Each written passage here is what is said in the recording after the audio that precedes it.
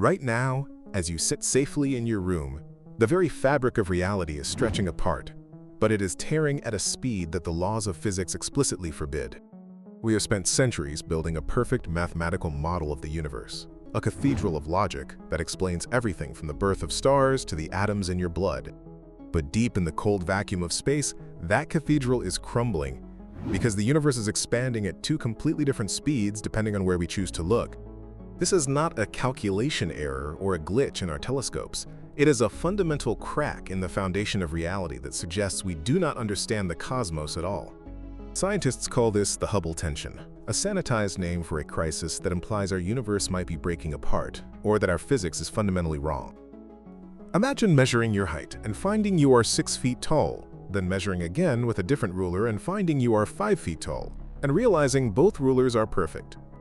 That is exactly what is happening to our measurements of the universe, and the discrepancy is so large that it threatens to destroy our entire understanding of time and space.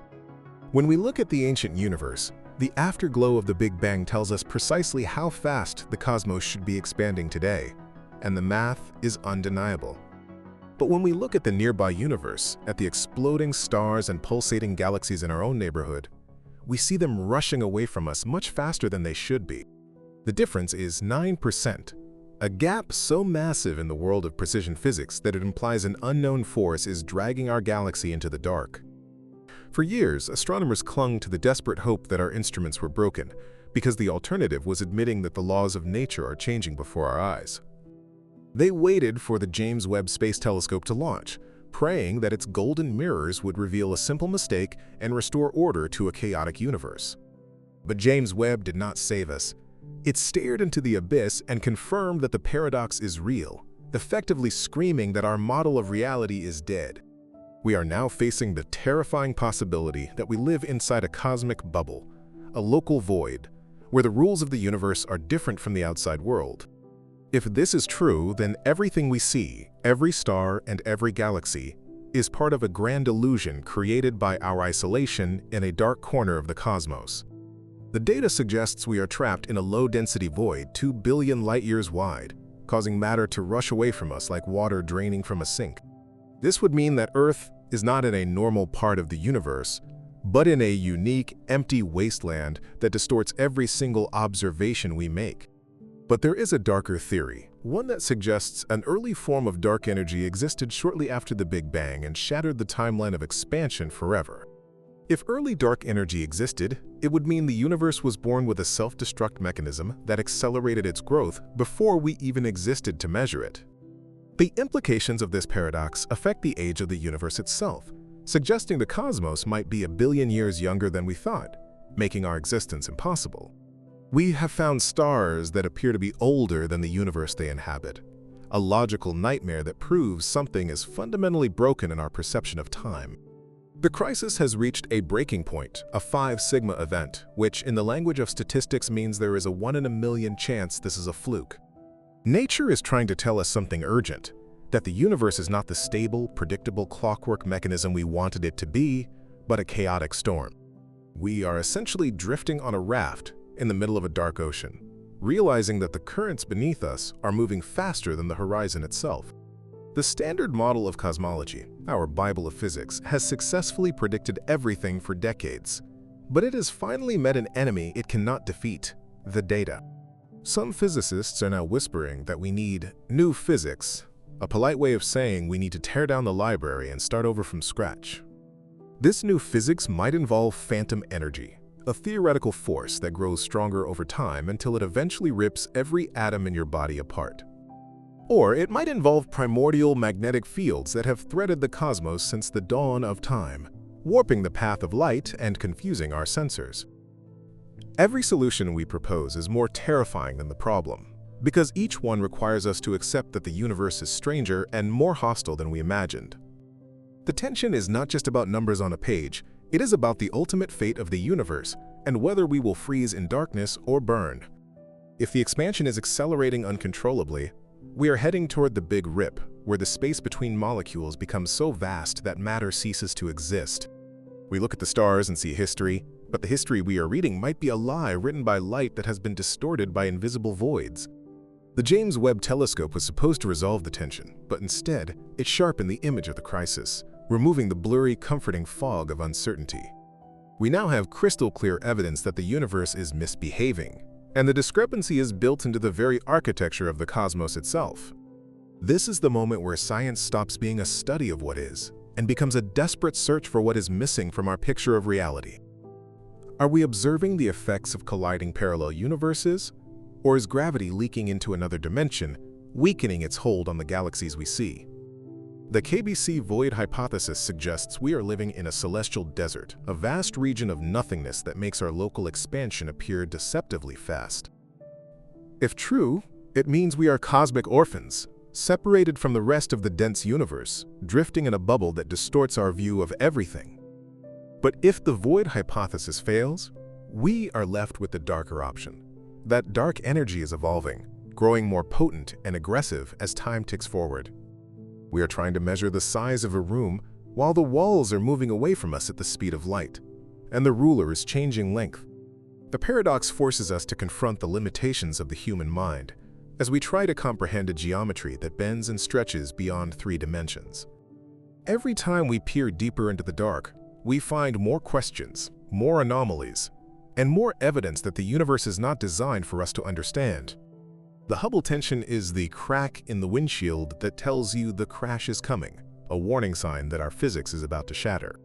We are standing on the precipice of a scientific revolution, staring down into a chasm where our most cherished theories fall into darkness and silence. Is the universe simply more complex than we can imagine, or is there a fundamental flaw in the logic of existence that we are just now noticing? We have arrived at the edge of the map, where the dragons of ignorance dwell, and the only way forward is to abandon what we thought was true. The greatest cosmic paradox just got worse because we finally have the tools to see it clearly, and the clarity reveals a terrified confusion. What lies beyond this crisis is either a new golden age of understanding, or the horrifying realization that the universe is fundamentally unknowable to us. We are about to embark on a journey through the broken shards of cosmology, to investigate the crime scene of a universe that does not add up. Prepare yourselves to question reality, because the deeper we look, the more the universe seems to be hiding a terrifying secret from us. To understand why this paradox is keeping physicists awake at night, you must first understand that the Hubble constant is not just a sterile number written on a chalkboard. It is the master key to our reality, the single value that dictates the age of the universe, the distance to the furthest stars, and the ultimate moment of our destruction. For decades, we believed we had this number pinned down, locked away in our textbooks as a constant of nature, a bedrock truth as reliable as gravity itself. But the universe is refusing to cooperate with our arrogance. Imagine building a bridge from 2 opposite sides of a vast, foggy canyon. On one side, you have the data from the early universe, the ancient echo of the Big Bang, known as the cosmic microwave background. On the other side, you have the modern universe, the exploding stars and pulsating variables we observe with our telescopes today. You build with perfect precision, calculating every inch using the best mathematics humanity has ever devised, but when the 2 sides meet in the middle, they don't connect.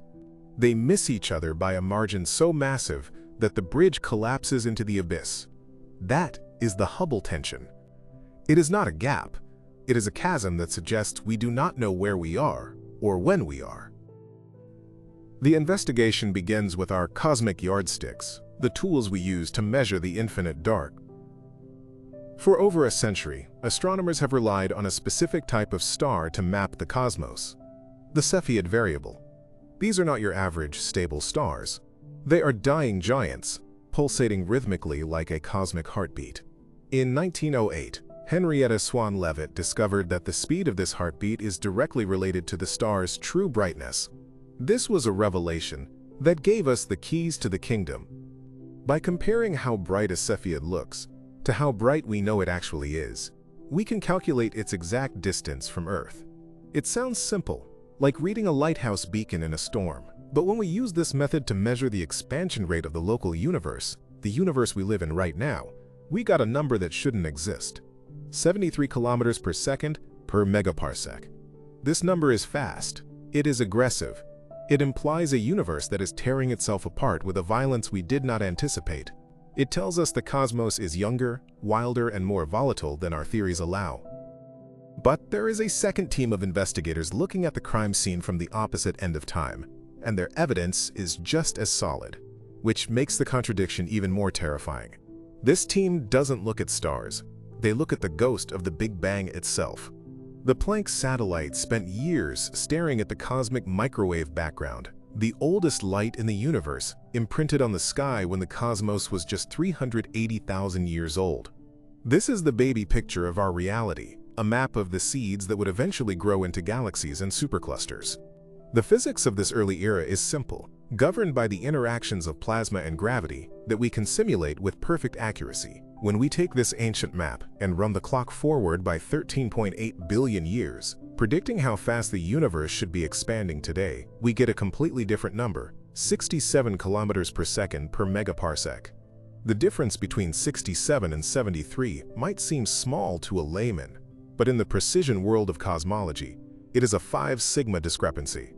That means the chance of this being a random statistical fluke is less than 1 in 3.5 million. This statistical impossibility is what haunts Adam Rees, the Nobel laureate who led the team using the Hubble Space Telescope to measure the Cepheids. He didn't just measure a few stars, he built a cosmic distance ladder, rung by rung, climbing out of our galaxy and into the void. The first rung is geometry, measuring the parallax of nearby stars. The second rung is the Cepheids, calibrating their brightness.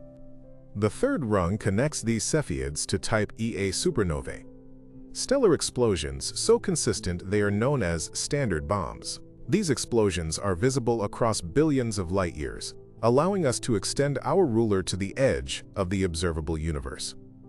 Rees and his team checked their work. They rechecked it. They accounted for dust, for the chemical composition of stars, for the angle of observation. They tried to find the mistake in their own work to save the standard model of physics. But the mistake wasn't there. The data was clean. The stars were lying, or the universe was broken.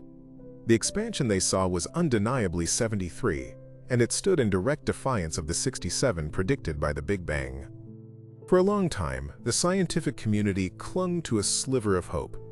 Maybe the Hubble Space Telescope was getting old. Maybe its mirrors were slightly warped, or its sensors were degrading, introducing a subtle error that mimicked a crisis. Or perhaps the dust that shrouds distant galaxies was obscuring the light of the Cepheids, making them look dimmer and further away than they truly were, throwing off the calculations. This was the systematic error hypothesis, the idea that our tools were flawed, not our reality. It was a comforting thought. It meant we didn't have to rewrite the laws of physics. We just needed a better telescope. Enter the James Webb Space Telescope. With its massive golden eye and unparalleled infrared vision, JWST was designed to see through the dust, to resolve individual stars in crowded galaxies where Hubble saw only a blur. It was the ultimate judge, the machine built to settle the debate once and for all. Astronomers waited with bated breath, hoping Webb would reveal that the 73 was actually a 67, and that the universe was safe, predictable, and understood. But the universe is rarely so kind to our assumptions. When the James Webb data finally arrived, it did not bring peace. It brought a sword. Webb looked at the same Cepheids that Hubble had studied. It looked at the same supernovae. It peered through the dust clouds with its infrared vision, stripping away the uncertainty that had plagued previous measurements. And the answer it returned was devastating. The numbers didn't budge. The expansion rate was still 73. The Hubble telescope hadn't made a mistake. The data was accurate. The discrepancy was real. The hope that this was all a technical glitch evaporated in an instant, leaving us exposed to the raw, uncomfortable truth. We are measuring the universe correctly, and it is telling us two mutually exclusive stories. This confirmation transformed the Hubble tension from a scientific curiosity into a full-blown cosmological crisis. It meant that the standard model of cosmology, the lambda CDM model that has successfully described the universe for decades, is missing something fundamental. We are seemingly overlooking a piece of the puzzle so massive that it alters the shape of the entire picture. To understand the gravity of this situation, you have to realize that the lambda CDM model is not just a theory. It is the most successful description of reality humanity has ever produced. It explains the distribution of galaxies, the abundance of hydrogen and helium, and the structure of the cosmic web. It relies on three main ingredients: normal matter, the stuff we are made of; dark matter, the invisible scaffolding of the universe; and dark energy, the mysterious force-driving acceleration. For years, this model was invincible. But the JWST confirmation of the Hubble tension is like finding a crack in the hull of an invincible ship. If the late universe is expanding faster than the early universe predicts, it suggests that one of these ingredients is behaving in a way we never anticipated. Maybe dark matter is interacting with normal matter in a way we can't see. Maybe dark energy isn't a constant force, but a dynamic, evolving monster that changes its strength over time. Or, perhaps most terrifying of all, maybe gravity itself does not work the way Einstein said it does on cosmic scales. Let us look closer at the early universe team, because their evidence is just as unshakable. They rely on the baryon acoustic oscillations, or BAO. These are literally frozen sound waves. In the hot plasma of the early universe, sound waves traveled through the dense fog of particles, creating ripples of density. When the universe cooled and became transparent, those ripples were frozen in place, creating a distinct pattern in the distribution of galaxies. We can measure the length of these ripples today. They act as a, quote, standard ruler, a fixed length of approximately 490 million light-years that is stamped across the sky.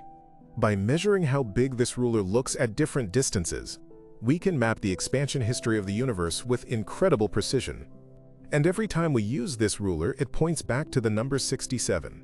The BAO data is robust. It fits perfectly with the cosmic microwave background. It is a consistent, coherent story of a universe that is expanding calmly and predictably. But it is a story that ends in a paradox, because the local universe is screaming a different ending.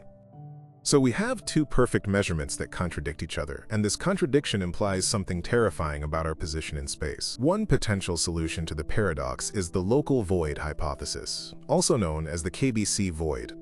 This theory suggests that our Milky Way galaxy and the thousands of galaxies near us are residing inside a colossal bubble of emptiness. Imagine a vast region of space, billions of light-years across, that contains significantly fewer stars and galaxies than the rest of the universe. If we are living in a low-density void, the gravitational pull from the denser regions outside the bubble would be dragging us outward. This would create a local flow, making the galaxies around us appear to be moving away faster than they actually are. It would trick us into measuring a higher Hubble constant locally, while the rest of the universe expands at the slower, standard rate. In this scenario, the tension is just an illusion caused by our cosmic isolation. We are like people living in a valley, mistaking the slope of the hills around us for the curvature of the entire Earth. But the void hypothesis is scary in its own right. For it to explain the discrepancy, the void would have to be enormous, far larger and emptier than our standard models of structure formation allow. It would violate the cosmological principle, the foundational assumption that the universe is uniform and looks roughly the same everywhere.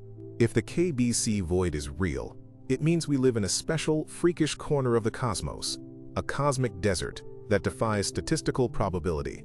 It would mean that our view of the heavens is distorted, that we are observing the universe through a funhouse mirror that warps our perception of distance and time. And if we can't trust the assumption that our location is average, then much of modern astronomy is built on shaky ground. We would be analyzing the entire universe based on the anomalous conditions of our own backyard. But as terrifying as the void hypothesis is, the alternative, that the physics itself is broken, might be worse. If the void isn't the culprit, we must consider early dark energy. This theory proposes that a surge of dark energy existed briefly in the universe's infancy, appearing suddenly and then vanishing without a trace. This phantom force would have accelerated the expansion of the early universe just enough to alter the size of the sound horizon, the standard ruler we use for the CMB. By shrinking the ruler, it would trick us into calculating a faster expansion rate today, potentially resolving the tension. But think about what that implies. It implies that the vacuum of space is capable of sudden, violent phase transitions. It suggests that the fundamental energy of the cosmos is unstable. If dark energy can appear and disappear at will, Who is to say it won't happen again? A sudden resurgence of this energy today wouldn't just accelerate expansion, it could tear apart galaxies, solar systems, and eventually atoms in a big rip scenario. We are postulating a universe with a volatile temper, one that could decide to change the rules of the game at any moment. Let's go deeper into the standard candles that started this mess. Type Ia supernovae are the violent deaths of white dwarf stars. These stars are the corpses of sun-like stars, dense balls of carbon and oxygen. When a white dwarf steals too much matter from a companion star, it reaches a critical mass, the Chandrasekhar limit, and detonates with the power of 1 billion suns. Because this limit is physically fixed, every Type Ia supernova should burn with the exact same brightness. This consistency is why we trust them to measure distances across the universe. But what if they aren't consistent? What if the standard bomb changes based on the age of the universe, or the chemical composition of the galaxy it explodes in? If our candles are flickering, if their brightness varies in ways we don't understand, then our map of the cosmos is drawn with invisible ink. We might be underestimating distances or overestimating them. The universe might be vastly larger or smaller than we think. The ground beneath our feet is slipping away, and we are realizing that our ruler is made of rubber. The implications of a younger universe, one that expands faster and thus has existed for less time, creates a temporal paradox that breaks causality. If the Hubble constant is truly 73, the universe is approximately 12.8 billion years old, not 13.8 billion. That sounds like a minor correction, until you look at the stars in our own Milky Way. We have identified stars, like the Methuselah star, HD 140283, whose chemical composition and burn rate suggest they are at least 13.5 billion years old. You do not need a degree in astrophysics to see the problem. You cannot have a child older than its mother.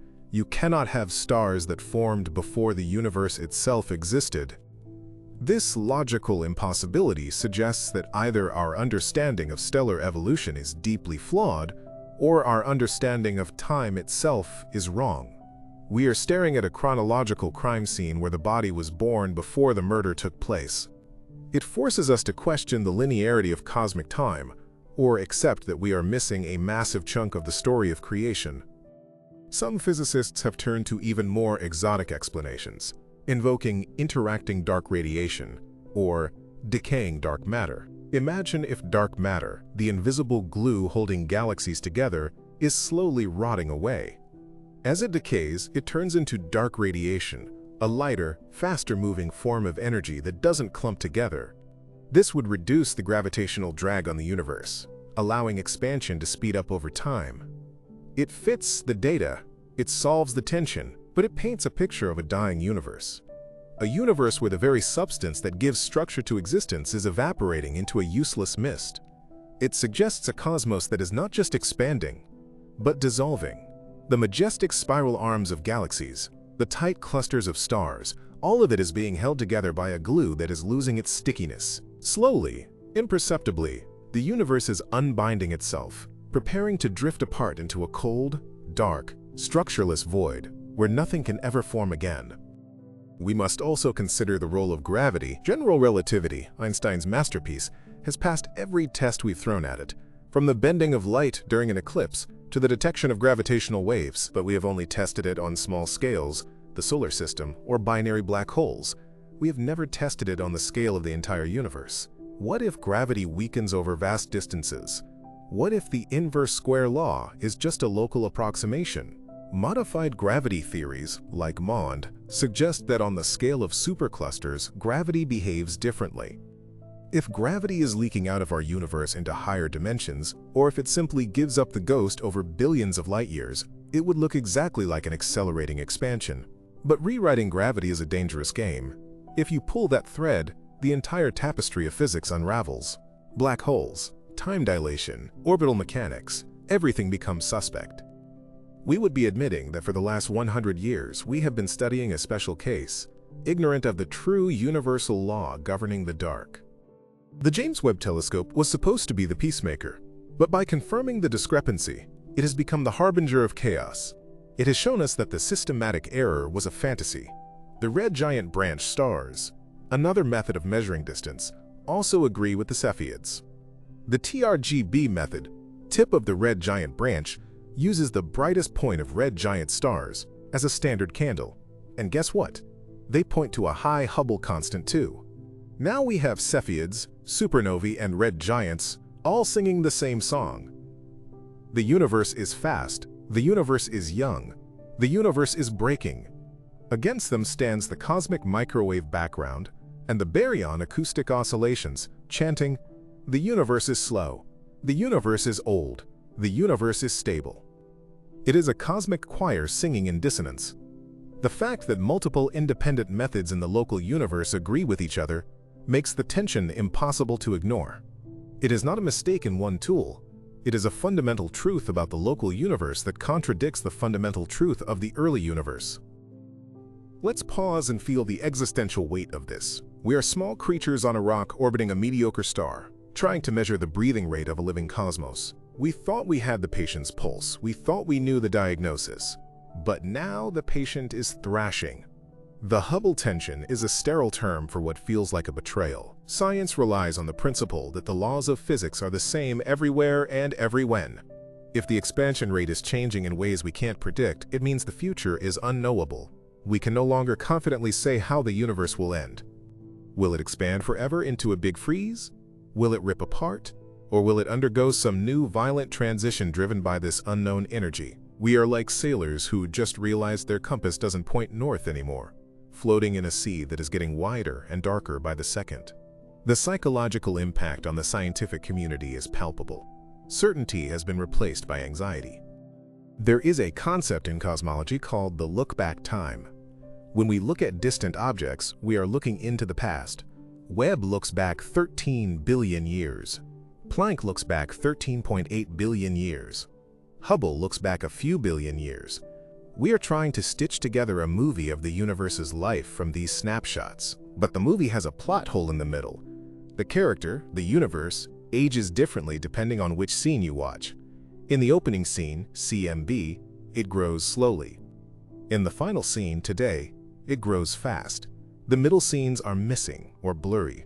This cosmic editing error suggests that something happened in the intermediate universe, the Dark Ages, or the era of galaxy formation, that changed the trajectory of expansion.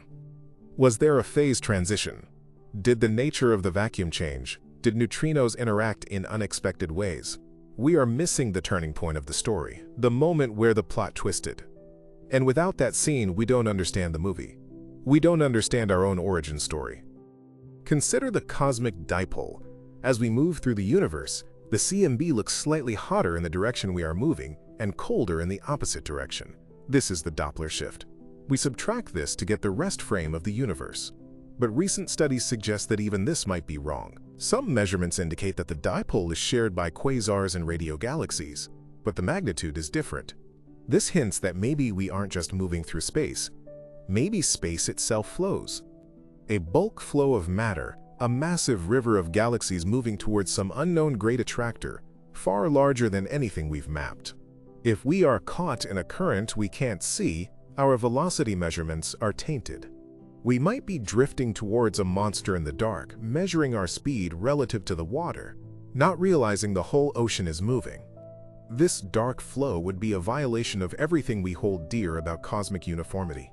It would mean the universe has a preferred direction, a downhill slope leading where?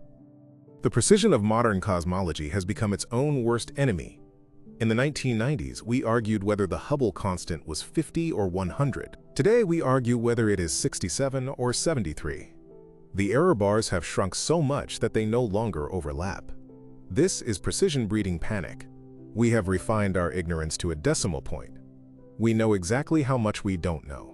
And this specific ignorance is dangerous because it resides in the sector of dark energy, which makes up 70% of the universe. We are admitting that we have precise data on 70% of reality, and that data makes no sense. We are experts in the irrelevant 5%, normal matter, while the majority of the universe operates by rules we can't deduce. The tension forces us to confront the fact that we are a minority component of the cosmos. We are the dust on the windshield, trying to explain the engine based on the bug splatters. The engine, dark energy and dark matter, runs on a fuel we haven't identified, driving a car we don't know how to steer. Let's talk about the sound horizon again, because it's the anchor that drags the number down to 67. This horizon is determined by the speed of sound in the early universe plasma. That speed depends on the ratio of baryons, normal matter, to photons, light. We know this ratio, we measured it. So the length of the ruler is fixed by physics we understand. Nuclear physics, thermodynamics. To break this ruler, to make it fit the number 73, you have to break standard physics. You have to say that there were extra neutrinos, or that the electron mass was different back then, or that the speed of light wasn't constant. Do you see the desperation? To fix a number, theorists are willing to propose that fundamental constants of nature are variables. They are willing to say that the electron, the building block of atoms, might have weighed less 13 billion years ago. If you change the electron mass, you change chemistry. You change how stars burn. You change the conditions for life. The Hubble tension is pushing us to consider a universe where the laws of nature are fluid, shifting sands that just happen to settle into a stable state for us to exist. There is a chilling possibility that relates to the multiverse. String theory landscapes suggest there are $10 carat $500 possible vacuum states. Maybe our universe is decaying from one vacuum state to another. A vacuum decay event would release energy, altering the expansion rate. If we are currently sliding down the energy hill, the parameters of physics would be drifting. The Hubble tension might be the first symptom of a terminal illness. A slow-motion vacuum decay wouldn't incinerate us instantly. It would show up as anomalies in fundamental constants. It would look like a mismatch between the past and the present because the rules of the past are no longer the rules of the present. We might be measuring the symptoms of a universe that is slowly losing its structural integrity, transitioning into a new, lower-energy state where chemistry as we know it is impossible. We are the frog in the pot, and the Hubble tension is the thermometer showing the water is getting warmer, but we are arguing about the calibration of the thermometer instead of jumping out. We must also scrutinize the distance ladder again. Is there something happening in the supernova physics? Type Ia supernovae are binary systems. A white dwarf sucks matter from a donor. But what if there are two types of donors? Red giants and main sequence stars. What if the ratio of these donors changes over cosmic time? In the young universe, maybe one type dominates.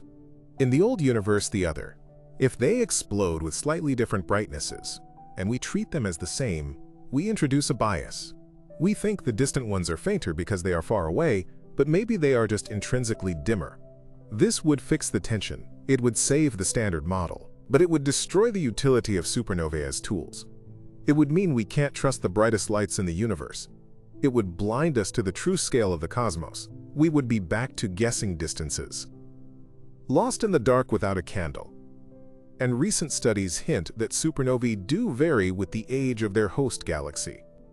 The floor is creaking beneath us. Another suspect is cosmic dust. Not the dust under your bed, but grains of carbon and silicon forged in stellar winds. Dust absorbs blue light and lets red light pass, reddening the stars. We correct for this. But what if there is a type of gray dust? Dust that dims light uniformly across the spectrum without changing its color. We wouldn't know it's there. It would just make everything look fainter. If intergalactic space is filled with this invisible gray dust, we would think supernovae are further away than they are. We would calculate a faster expansion to explain the dimness. It sounds like a conspiracy theory, invisible dust sabotaging our science. But in a universe made mostly of invisible matter and invisible energy, is invisible dust so far-fetched? It would imply that the universe is dirty, filled with the soot of dead stars, obscuring our view of the horizon. We are looking through a dirty window and thinking the world outside is fading, when really, we just need to clean the glass. But we can't clean space. We are stuck with the view we have. Let's return to the KBC void, because the visual of it is so compelling. Picture the universe as a block of Swiss cheese. The cheese is the filaments of galaxies, and the holes are the voids. We are deep inside one of the holes. The cheese, gravity from outside, pulls on us. This pull creates a peculiar velocity. We are rushing towards the cheese walls. This extra speed gets added to the cosmic expansion. When we measure nearby galaxies, we measure the expansion plus the rush towards the wall. That's why we get 73. When we look far away, past the cheese, we see the true expansion of 67. It makes perfect sense. It's intuitive. But the problem is the size. For the numbers to work, the hole needs to be a billion light-years radius. Standard theory says holes that big shouldn't form. They are too rare. If we are in one, it means structure formation is wrong. It means matter clumps together much faster and more extremely than we thought. It means the universe is clumpier, messier, and more jagged than our smooth computer simulations. It means our simulations are cartoons, and reality is a grit-filled chaos. This clumpiness problem connects to another tension, the S8 tension. S8 measures how clumped matter is in the universe. The CMB predicts a certain amount of clumping. Gravitational lensing surveys, looking at how matter bends light, measure the actual clumping today. And guess what? The universe is less clumped than the CMB predicts. It's smoother. But the void theory requires it to be clumpier to make big voids. Do you see the headache? We have one tension, Hubble, saying the universe is expanding too fast. We have another tension, S8, saying the universe is too smooth, or too clumpy depending on the model. The data is fighting itself. It's a tug of war where the rope is reality. If we fix the Hubble tension with a void, clumpy, we break the S8 tension, smooth.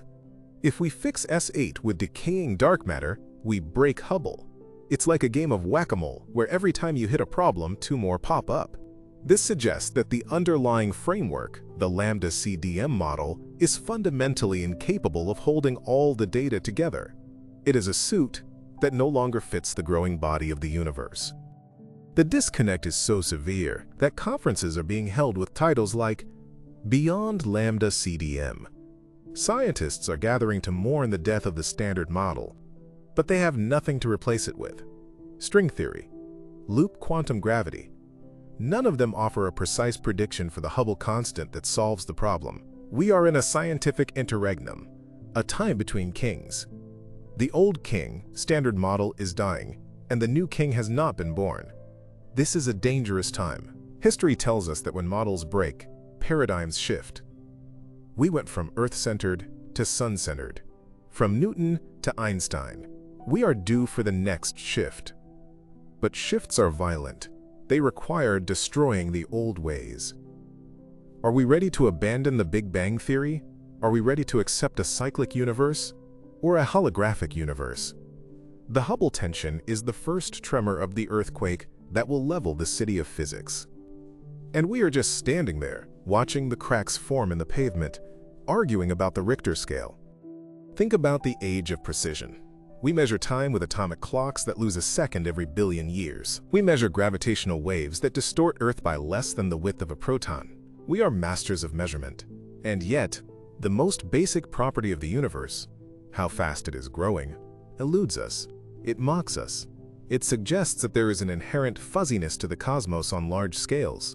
Maybe the universe doesn't have a single expansion rate. Maybe it expands at different rates in different directions, anisotropy. If the universe is not the same in all directions, then the cosmological principle is dead. And if that's dead, we can't assume that the physics here is the physics there. We become isolated. We can only know our local patch. The rest of the universe becomes a foreign country, with unknown laws. We revert from universal scientists to local weather reporters, forecasting only our own backyard while the storm rages globally. James Webb has also started finding galaxies in the early universe that are too big too soon. Massive galaxies, fully formed, just a few 100 million years after the Big Bang. This shouldn't be possible. It takes time for gravity to pull gas together. These universe breakers compound the Hubble tension. If structures formed faster than expected, it means the early universe was more efficient at gathering matter. This hints at primordial non-Gaussianity, a fancy way of saying the initial seeds of the cosmos were not random static, but had a structure, a pattern, perhaps even a design. Or it means the expansion rate was different back then, allowing gravity to win the tug-of-war earlier. Everything points to the same conclusion. The timeline of the universe is wrong. The sequence of events we teach in schools, Big Bang, Dark Ages, stars, galaxies, is a fairy tale version of a much more violent, rapid, and complex history. We are reading the abridged version, and the missing chapters contain the monsters. What if dark energy interacts with dark matter? In the standard model, they ignore each other. One pushes, the other pulls. But if they talk, if energy can turn into matter, or matter into energy in the dark sector, this coupled dark energy could solve the tension. As the universe expands, dark matter decays into dark energy, boosting the acceleration. It mimics a faster expansion today. But this implies a universe that consumes itself. A cannibalistic cosmos where the skeleton, dark matter, is being eaten by the void, dark energy, to fuel the growth. It suggests a runaway process. The more it expands, the more matter decays, the faster it expands. An exponential death spiral. It frames our existence as a fleeting moment in a universe that is aggressively erasing its own structure. We live in the brief era where galaxies can exist, before the dark energy eats the dark matter and the webs dissolve into isolation. We are the witnesses to the peak of complexity, watching the slide into entropy accelerate. The psychological toll of the Hubble tension is a reminder that science is a human endeavor. We want answers, we want closure. The universe offers neither. It offers only data. And the data is cruel. It says, you are looking at two truths that cannot both be true. This is cognitive dissonance on a galactic scale. It forces us to ask, is the universe logical? We assume it is. We assume math describes reality. But what if math is just a map we drew, and the territory doesn't match? What if the universe is fundamentally irrational, or hyper-rational, in a way our primate brains can't compute? Maybe the expansion rate is a quantum superposition. It is both 67 and 73 until we measure it, and by measuring it with different tools, we collapse it into different realities. That leads to the observer effect on a cosmological scale. Are we creating the tension by asking the question? Are we breaking the universe by trying to measure it too precisely?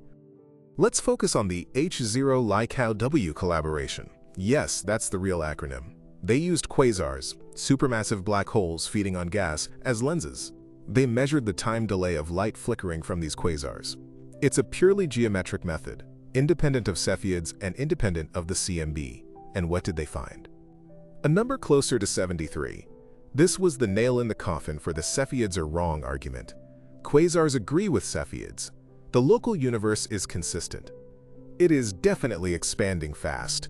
This isolates the early universe data, CMB, as the outlier. The ghost of the Big Bang is telling a story that modern data contradicts. Why is the echo of the creation lying to us? Or has the sound changed in transit? If light gets tired, or if gravity has a screening mechanism, the signal from the beginning of time might be distorted. We are listening to a recording from 13.8 billion years ago, and the tape is warped. We are basing our entire cosmology on a warped tape. There is also the lithium problem. The Big Bang Theory predicts how much lithium should be in the universe. We measure old stars, and we find not enough lithium. About 3 times less than predicted. This is another crack in the standard model. It suggests we don't understand the first few minutes of the universe, Big Bang nucleosynthesis, as well as we claim. If we are wrong about lithium, maybe we are wrong about the expansion too. It shows a pattern of failure in our early universe models. We think we know what happened in the first 3 minutes, but the evidence suggests we are missing a key reaction, a key particle, or a key force. The first 3 minutes might have been a lot messier than Steven Weinberg wrote. If the recipe for the primordial soup was different, then the bread that baked the universe would rise differently. We are trying to reverse engineer the recipe from the bread, but the bread is stale and full of holes. What does this mean for you? Why should you care if it's 67 or 73? Because it determines the fate of the ground you stand on. If it's 67, the universe might expand forever, slowly cooling, a big freeze. Stars die. Black holes evaporate, entropy wins. A sad, quiet death. If it's 73 and accelerating, we face the big rip. The expansion overcomes gravity, then electromagnetism, then the strong nuclear force. Galaxies disperse, then solar systems, then planets, then your body, then atoms. Finally, the fabric of space-time itself is torn asunder. a violent, shredding death. The difference between 67 and 73 is the difference between freezing to death in your sleep or being torn apart by wolves. The Hubble tension is the debate over which execution method the universe has chosen for us. And right now, the evidence for the wolves, 73, is getting stronger. The universe seems to be choosing violence. The crisis in cosmology is not just about the future. It's about the past. It's about our origin. If the universe is younger, 12.8 billion years, we have less time for evolution to happen, less time for galaxies to merge, less time for life to emerge. It compresses the timeline of existence. It makes our presence here even more improbable. It implies that life arose in a rush, in a universe that was hurrying towards its end. We are the children of a frantic cosmos, born in the brief window of stability between the violent birth and the violent tear. It adds an element of urgency to our existence. We are not the distinct, stable observers of an eternal stage. We are passengers on a runaway train that is picking up speed. The tracks ahead are broken, the big rip, and we are arguing about the speed of the train while the cliff approaches. There is a fringe theory, but one that gains traction in the dark corners of ARC's 14 papers, the mirror universe. What if dark matter is just matter in a parallel mirror sector? And the Hubble tension is caused by the gravitational leaking between these two sectors. If a mirror universe is crashing into ours, or pulling away from ours, it would distort the expansion. We could be sensing the ghost gravity of a twin reality. It sounds like science fiction, but when the data defies logic, fiction becomes a valid hypothesis. This mirror world could have its own stars, its own life, invisible to us but felt through the tension in the fabric of space. We are sharing the room with a ghost, and the only way we know it's there is because the walls are stretching. The Hubble tension might be the first contact with a parallel reality, a signal that we are not alone in the multiverse. Let's talk about the TRGB again, the tip of the red giant branch. Wendy Friedman, the queen of the Hubble constant, championed this method. Initially, it gave a middle ground, something like 69 or 70. It offered a compromise, a way to say, hey, maybe everyone is a little bit wrong. But as the data improved, even the TRGB started creeping up. The compromise is failing, the middle ground is eroding, the universe is polarizing. It seems to force a choice. Accept the early universe model or the late universe data. You cannot have both. It is a scientific schism. And in this schism, we see the fragility of our knowledge. We built a Tower of Babel to reach the heavens, and now the languages are confused. The early universe speaks math. The late universe speaks observation, and they no longer understand each other. What if the universe is not isotropic? That means, what if it's not the same in all directions? We assume it is. But if we are in a bulk flow, or if the universe is rotating, however slightly, expansion would look different depending on where we look. Some studies of X-ray clusters suggest exactly this, an anisotropy. If the universe has a direction, a north and south pole of expansion, it changes everything. It means the Big Bang wasn't a uniform explosion, but a directed blast, a shaped charge. It implies structure on a scale larger than the visible universe. We might be just a speck in a much larger directed flow. This demotes us even further. We aren't just in a void. We are in a current. We are debris floating in a river, mistaking the flow of the water for the expansion of the sea. We have to consider the Hubble bubble again. If we are in a bubble, where is the edge? How far do we have to go to see the real universe? 300 million light years? A billion? We keep looking further, and the number stays high. The bubble keeps getting bigger in our theories to accommodate the data.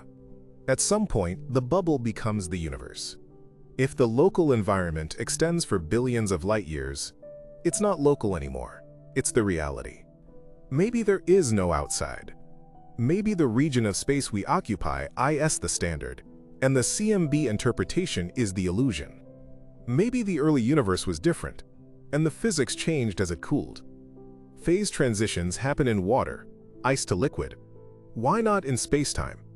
Maybe the universe melted 10 billion years ago, and the expansion rate changed state. We are measuring the liquid. The CMB measures the ice. The crisis is also a crisis of sociology. Scientists build careers on models. The Lambda CDM model has fed thousands of PhDs. To tear it down is to destroy reputations. There is resistance. The tension will go away, they said in 2016. It will go away, they said in 2019. James Webb will fix it, they said in 2021. It hasn't gone away. It has hardened. The denial phase is ending. We are entering the bargaining phase. Maybe we can add a little early dark energy? Maybe we can tweak the neutrino mass. They are trying to patch the sinking ship with duct tape. But the water is coming in. The hull is breached. The paradigm shift is not a polite debate. It is a violent overthrow of the old guard. And the young physicists are watching, realizing that the textbooks are wrong, and there is glory to be had in writing the new ones. Think of the cosmic coincidence problem. Why do we live in an era where dark energy and dark matter are roughly equal in density? For billions of years, dark matter dominated. In the future, dark energy will dominate completely. We are in the brief transition. It feels too lucky, too tuned. Now add the Hubble tension. Why do we live in the era where the tension is measurable? A billion years ago, we wouldn't have the precision. A billion years hence, the galaxies will be too far away to measure. We are in the privileged time of confusion. Is it a sign? Or just a selection bias? We are here to ask the question because this is the only time the question can be asked. But the answer seems to be that the universe is rigged. It is fine-tuned for chaos. It is balanced on a knife edge between two fates, and we are watching it tip. We have to talk about neutrinos. These ghost particles flood the universe. Trillions pass through you every second. If they interact with each other even slightly, they could form a fluid that drags on the expansion in the early universe. Self-interacting neutrinos. It sounds exotic, but it's a valid solution to the tension. It would mean the universe is filled with a viscous fluid we can't touch. We are swimming in a ghost ocean. This fluid would dampen the sound waves in the early universe, changing the ruler length, bringing the 67 up to 73. It fixes the math. But it means the vacuum isn't empty, it's thick. We are moving through a medium that resists us, a cosmic ether reborn in quantum form. It changes our conception of space from a void to a substance that is pushing back. And what of black holes? Could they be the source of dark energy? A recent paper suggested that supermassive black holes contain vacuum energy, and as they grow, the universe expands. Cosmological coupling. If this is true, black holes aren't just eating matter. They are inflating the universe. Every time a star dies and collapses, it pumps air into the balloon. The expansion rate is tied to the death rate of stars. This connects the small-scale stars to the large-scale expansion. It solves the tension by linking the two eras. But it implies a terrifying symbiosis. The universe grows by destroying its own light. The death of stars drives the growth of the void. We are trapped in a machine that feeds on destruction to create emptiness. It is a poetic, yet horrific mechanism for a universe that seems hell-bent on isolating itself. The final piece of the investigation brings us back to you. Why does this matter to the atoms in your hand? Because if the vacuum is unstable, or if the expansion is ripping harder than we thought, the forces holding you together are fighting a losing battle. Right now, the electromagnetic force is strong. Gravity is weak but persistent. Dark energy is weak but everywhere. As the universe expands, dark energy wins. Eventually, it will overcome gravity. Then it will overcome the electromagnetic force. The electrons will be ripped from your atoms. The nuclei will shatter. The Big Rip is not just a theory. It is the logical endpoint of an accelerating expansion that defies the brake pedal. The Hubble tension is the speedometer showing us that the acceleration is happening faster than the engine should allow. We are redlining, and there are no brakes on this ride. We have spent 100 scenes analyzing the crime. The victim is the truth. The suspects are dark energy, primordial magnetic fields, void bubbles, and faulty gravity. The detective, James Webb, has just confirmed that the crime actually happened. There is no alibi. The numbers are real. We are now forced to move from investigation to judgment. We have to decide which part of physics to execute. Do we kill Einstein's gravity? Do we kill the Big Bang's simplicity? Do we kill the uniformity of the cosmos? Something has to die for the math to live. The next phase of our journey will take us into the deeper darkness, into the theories that scientists whisper about but rarely publish. The theories that sound like madness, because reality has become mad. The cosmic variance is the last refuge of the skeptic. The idea that we just happen to be in a weird spot, and if we moved 100 million light-years to the left, everything would match. But we can't move. We are stuck here. If science cannot explain here, it cannot explain anything. We cannot average away our existence. The Hubble tension demands a local solution or a global revolution. And as we stare at the data, the revolution looks inevitable. The walls of the standard model are shaking. The pillars of lambda CDM are cracking. We are witnessing the slow-motion collapse of our understanding of the universe. And in the rubble, we might find something stranger, something darker, and something more true than the comforting clockwork we believed in. Consider the silence of the void. If the universe expands too fast, the horizon shrinks. Galaxies disappear from our view. We become isolated faster. The Hubble tension is a measure of our loneliness. A higher H0 means a faster disappearance of our neighbors. We are losing the universe. Every second, a star crosses the horizon and is gone forever, its light unable to ever reach us again. We are leaking history. The library of the cosmos is burning, page by page, as the expansion carries the books away into the dark. We are scrambling to read them before they are gone. The tension is the heat of the fire. We are measuring how fast the library is burning, and we are arguing about the temperature while the books turn to ash. This is the state of cosmology today, panic wrapped in precision. We know exactly how confused we are. The James Webb Space Telescope was the turning point. It stripped away the excuses. It left us naked before the anomaly. There is no more hiding behind dust or bad mirrors. The universe is telling us, loudly and clearly, that we do not understand it. It is a humbling moment for a species that thought it had figured it all out. We are not the masters of the cosmos. We are bewildered tourists looking at a map that doesn't match the terrain, and the terrain is shifting under our feet. As we close this chapter of the investigation, remember this. The anomaly is not out there. It is everywhere. It is in the space between your eyes and the screen. It is in the vacuum between the electron and the nucleus. The expansion of space is a property of space itself. If that property is changing, or if it is misunderstood, then our definition of space is wrong. We are walking through a mystery that permeates every cubic centimeter of existence. The Hubble tension is just the most visible symptom of a disease that infects the entire body of the universe. And we haven't found the cure. We haven't even identified the pathogen. We just know the patient is getting hotter. We are now ready to descend into the implications. If the universe is breaking, what happens next? If the laws of physics are flexible, can they snap? The investigation is over. The evidence is in. The verdict is that reality is guilty of fraud. Now comes the sentencing. We will explore the dark futures, the phantom energies, and the cosmic voids that await us. We will look at what it means to live in a universe that is tearing itself apart to keep a secret. The paradox has gotten worse, but the truth is about to get much, much stranger. To solve the riddle of the Hubble tension, some physicists have proposed a ghost in the machine known as early dark energy. This is not the dark energy we know today, the force that is currently tearing the galaxies apart. This is a primordial ancestor, a theoretical scalar field that existed for a brief, violent moment just prior to the universe becoming transparent.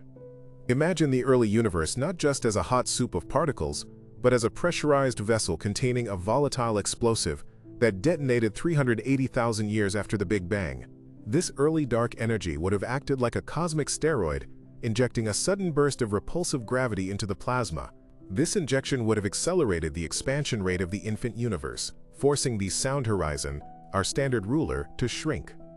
By shrinking the ruler, we inadvertently miscalculate the size of the cosmos today.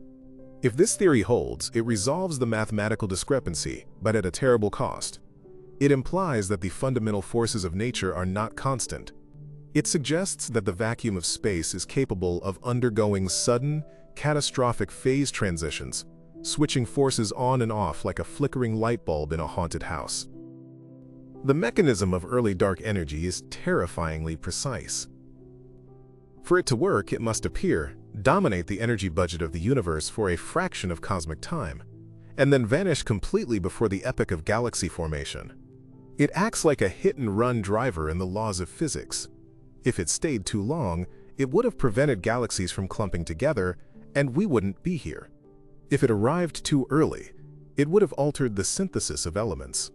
It had to be fine-tuned to an impossible degree, a, quote, cosmic coincidence that makes scientists uncomfortable.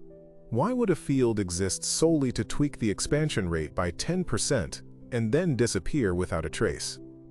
It feels artificial, like a patch in a software code designed to fix a bug. But the alternative is that our standard model is fundamentally broken. Early dark energy is currently the leading solution because it preserves the rest of the Big Bang theory, but it introduces a poltergeist field, an invisible hand that shoved the universe and then hid in the dark. Let us consider the Methuselah star, officially catalogued as HD 140,283. This subgiant star, located just 190 light-years away in the constellation Libra, is a chronological anomaly that threatens to break the timeline of creation. Based on its chemical composition, specifically its extreme deficiency in iron and high oxygen content, astronomers initially calculated its age to be 14.46 billion years. The problem, of course, is that the universe itself, according to the Planck data, is only 13.8 billion years old. You cannot have an object older than the space it occupies. Subsequent refinements and error bar adjustments have brought the star's age down to roughly 13.5 billion years, barely squeezing it inside the age of the cosmos. But the margins are razor thin. If the Hubble tension resolves in favor of the higher expansion rate, 73 kilometers per second/MPC, the universe is only 12.8 billion years old. In that scenario, the Methuselah star becomes a paradox.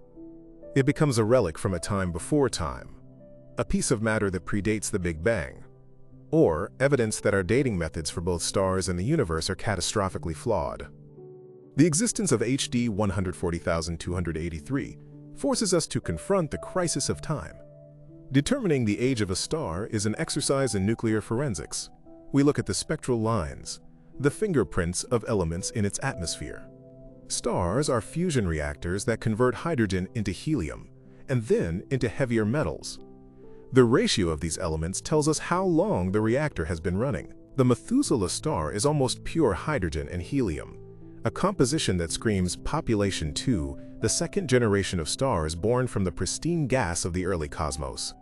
If this star is truly 13.5 billion years old and the universe is 12.8 billion years old, then causality is dead. The only way to save logic is to admit that we do not understand how stars burn, or we do not understand how time passes in the early universe. Perhaps time itself flowed differently under the extreme gravity of the early epochs, a relativistic distortion that we have failed to account for in our linear models of history. We must also examine the S8 tension, the dark twin of the Hubble tension. While Hubble measures how fast the universe expands, S8 measures how clumpy it is. Standard cosmology, based on the cosmic microwave background, predicts a universe with a specific degree of structure, dense clusters of dark matter connected by thick filaments. But when we look at the modern universe using weak gravitational lensing, measuring how the gravity of foreground matter bends the light of background galaxies, we see a universe that is too smooth.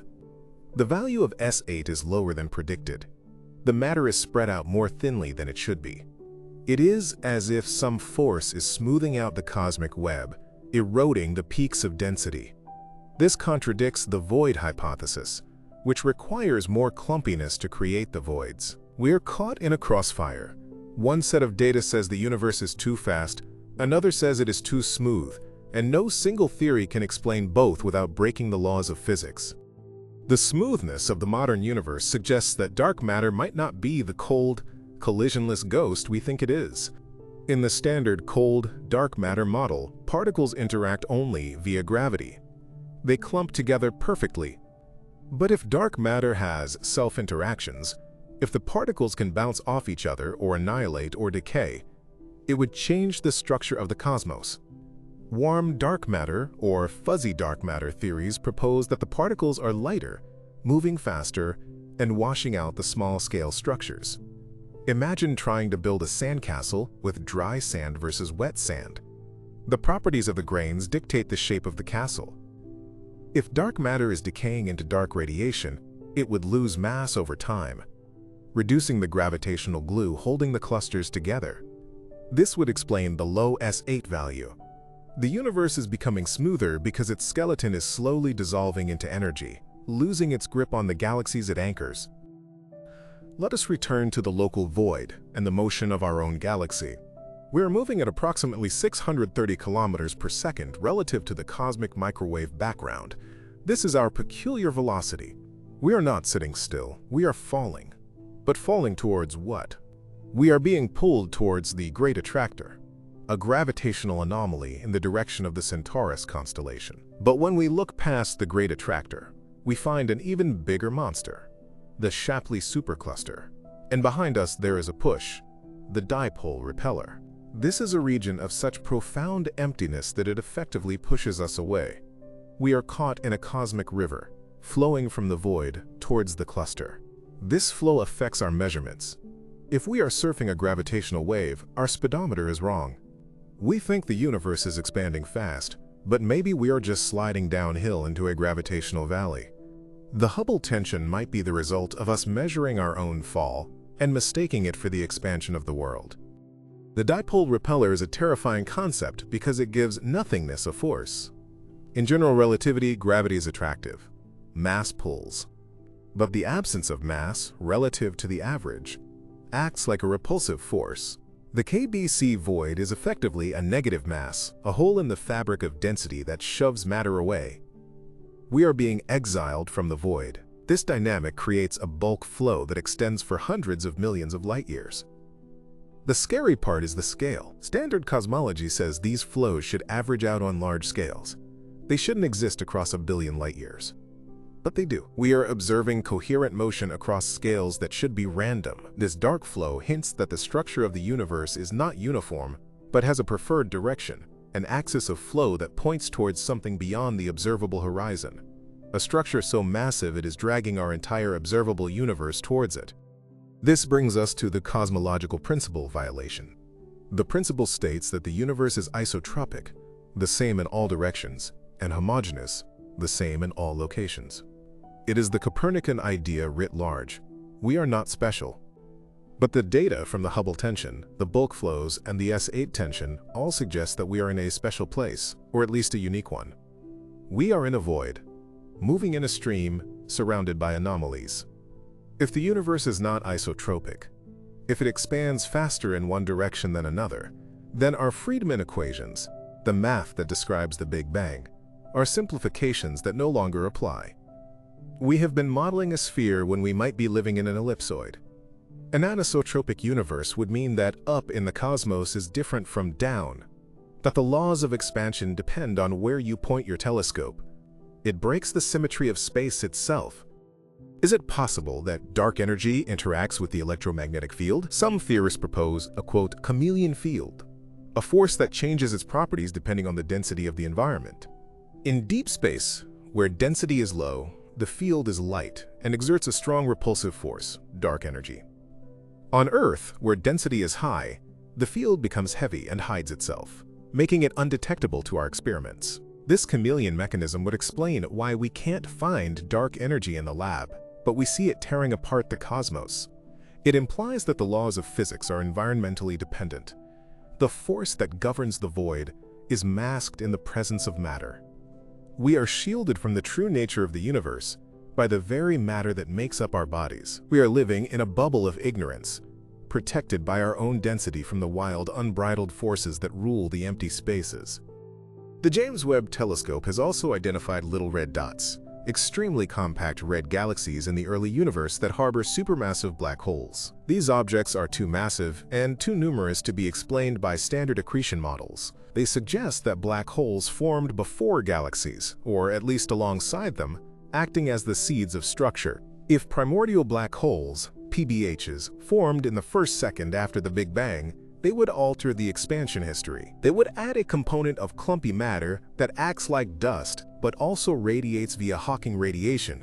If a significant fraction of dark matter is made of these black holes, it changes the recombination history. The fog of the early universe would have cleared differently. These ancient monsters, formed from the direct collapse of the primordial density fluctuations, would be the silent architects of the Hubble tension, distorting the ruler we use to measure the cosmos. We must also consider the role of intergalactic dust in a new light. We assume intergalactic space is transparent, but what if there is a population of needle whiskers, long, thin grains of conducting dust ejected by the first stars? These needles would be opaque to microwaves but transparent to visible light, or vice versa depending on their length. If they affect the cosmic microwave background, they could distort the temperature map we use to calculate the universe's age. We would be interpreting the shadow of dust as the structure of the Big Bang. It is a cosmic fog scenario, where the windscreen of the universe is dirtier than we think, and every calculation based on the clarity of the view is wrong. This would mean the CMB is not a pristine relic, but a filtered signal corrupted by the waste products of the first generation of stars. Let's delve into modified Newtonian dynamics, MOND, and its relativistic cousin, TeVeS. These theories attempt to explain the universe without dark matter by changing gravity. MOND suggests that gravity falls off more slowly than Newton predicted at very low accelerations. While MOND struggles with the CMB, recent relativistic MOND theories try to fit the Hubble tension by allowing for a different expansion history. If gravity is not constant, if $G$ varies over cosmic time or scale, then the tension is expected. We are using a static gravity model to measure a dynamic gravity universe. It implies that the apple falling from Newton's tree and the galaxy spinning in the void obey different rules. We are trying to force a one-size-fits-all law onto a universe that tailors its physics to the scale of the object. It is a rebellion against the universality of law. There is a terrifying symmetry in the idea of vacuum decay. Our universe resides in a false vacuum, a local minimum of energy. We are like a ball resting in a small dip on a mountainside. But further down the mountain, there is a deeper dip, the true vacuum. If a quantum tunnel event occurs, a bubble of true vacuum could nucleate and expand at the speed of light. Inside this bubble, the laws of physics would be rewritten. The constants of nature would change. Matter as we know it would collapse. The Hubble tension could be a sign that the walls of our false vacuum are thinning. The scalar fields that govern expansion might be destabilizing, preparing for a transition. We wouldn't see it coming. The wall of the new vacuum would hit us at light speed. We would simply cease to exist before the electrical signals from our eyes reached our brains. The tension is the creaking of the dam before the burst. Let's talk about the Pantheon Plus sample, the most comprehensive dataset of supernovae ever compiled. It includes over 500 distinct explosions. When analyzed, it screams 73 kilometers per second /MPC. It is relentless. It leaves no room for ambiguity. But it also hints at something else, a jerk. In physics, the jerk is the rate of change of acceleration. The universe isn't just accelerating.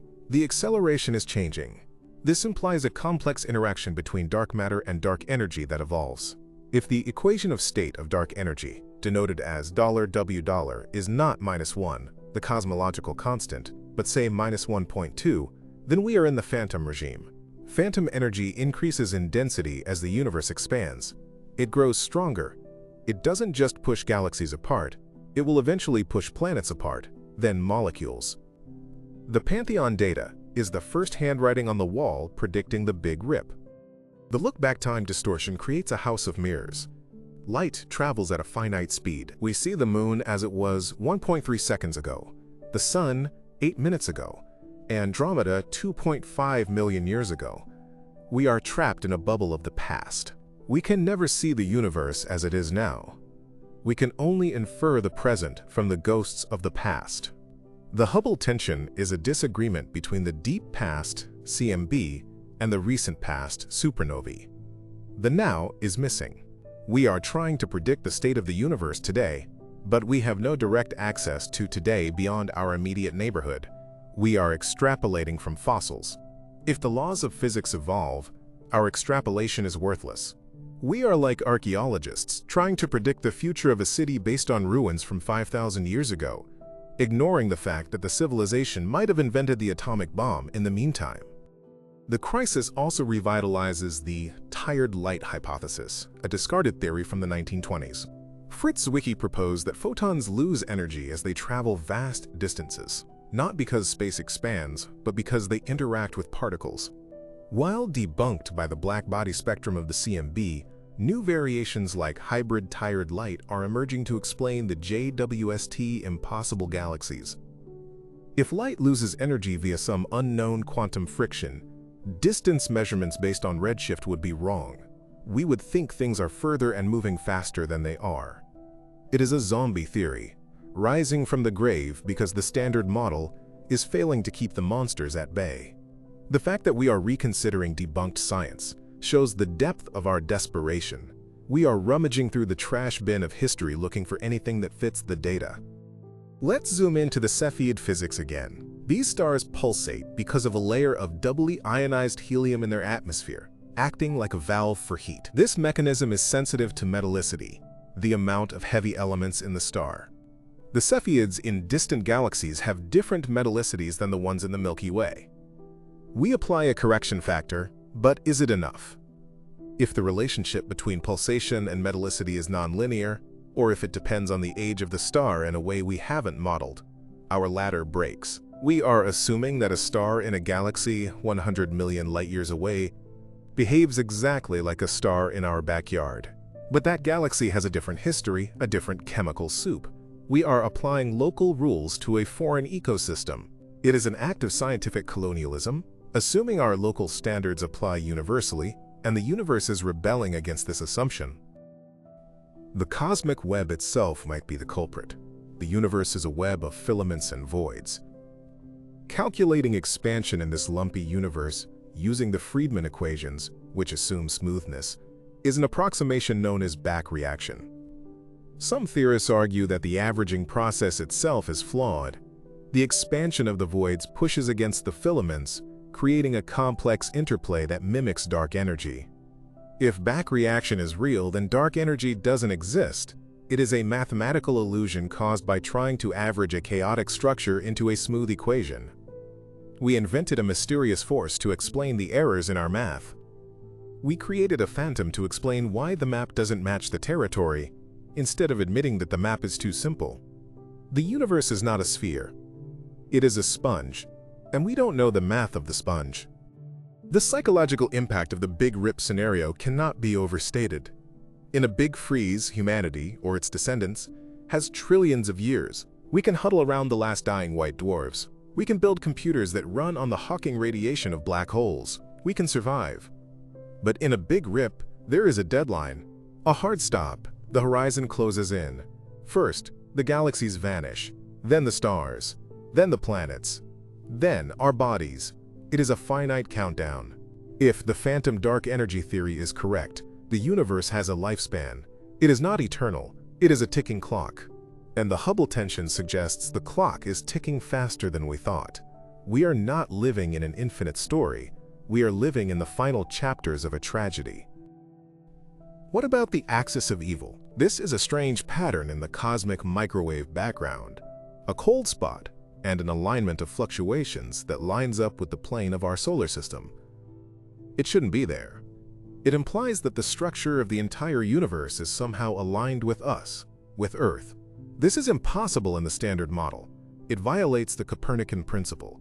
It suggests either a massive statistical fluke, or that our solar system is special, or that our data is contaminated by our local environment. If the axis of evil is real, it means the largest scales of the universe are correlated with the local scales. It hints at a holographic connection, or a topology of the universe that wraps around itself like a donut, torus, creating ghost images and alignments. We might be looking at a hall of mirrors, where the reflections are aligning with the observer. The James Webb Telescope has also peered into the reionization era, the time when the first stars cleared the hydrogen fog. It found that reionization happened patchily, in bubbles. These bubbles grew and merged. This uneven heating of the universe could leave scars on the CMB that we mistake for other signals. The transition from the Dark Ages to the light was violent and chaotic. If we mismodel this era, we misinterpret the CMB. We are building our house on the foundation of the CMB, but if the foundation has cracks from the era of reionization, the whole house leans. The Hubble tension is the tilt of the leaning tower of cosmology.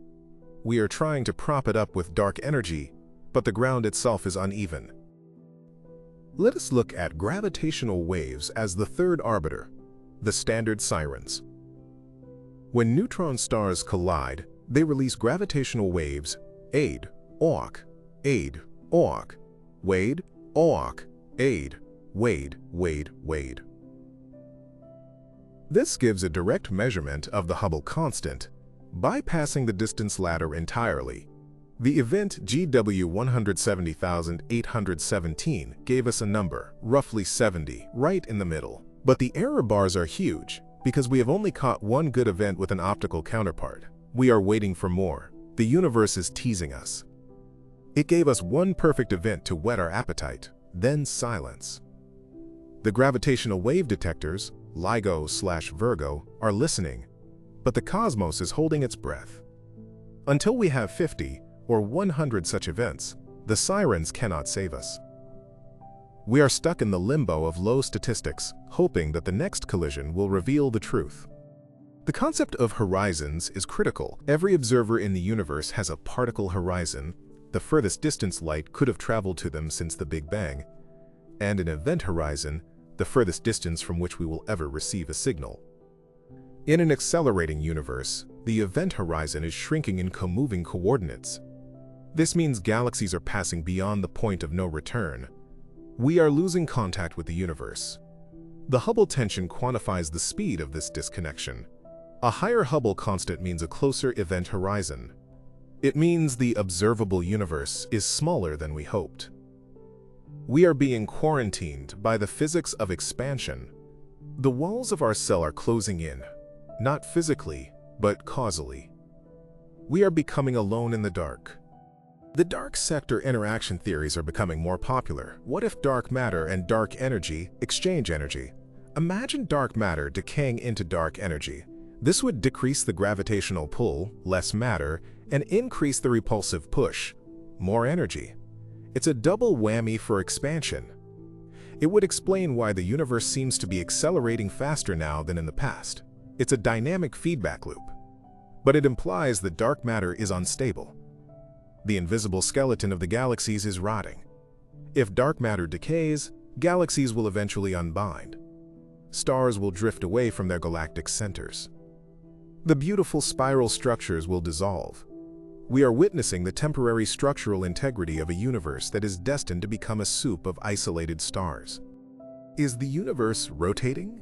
Gödel proposed a solution to Einstein's equations where the universe rotates.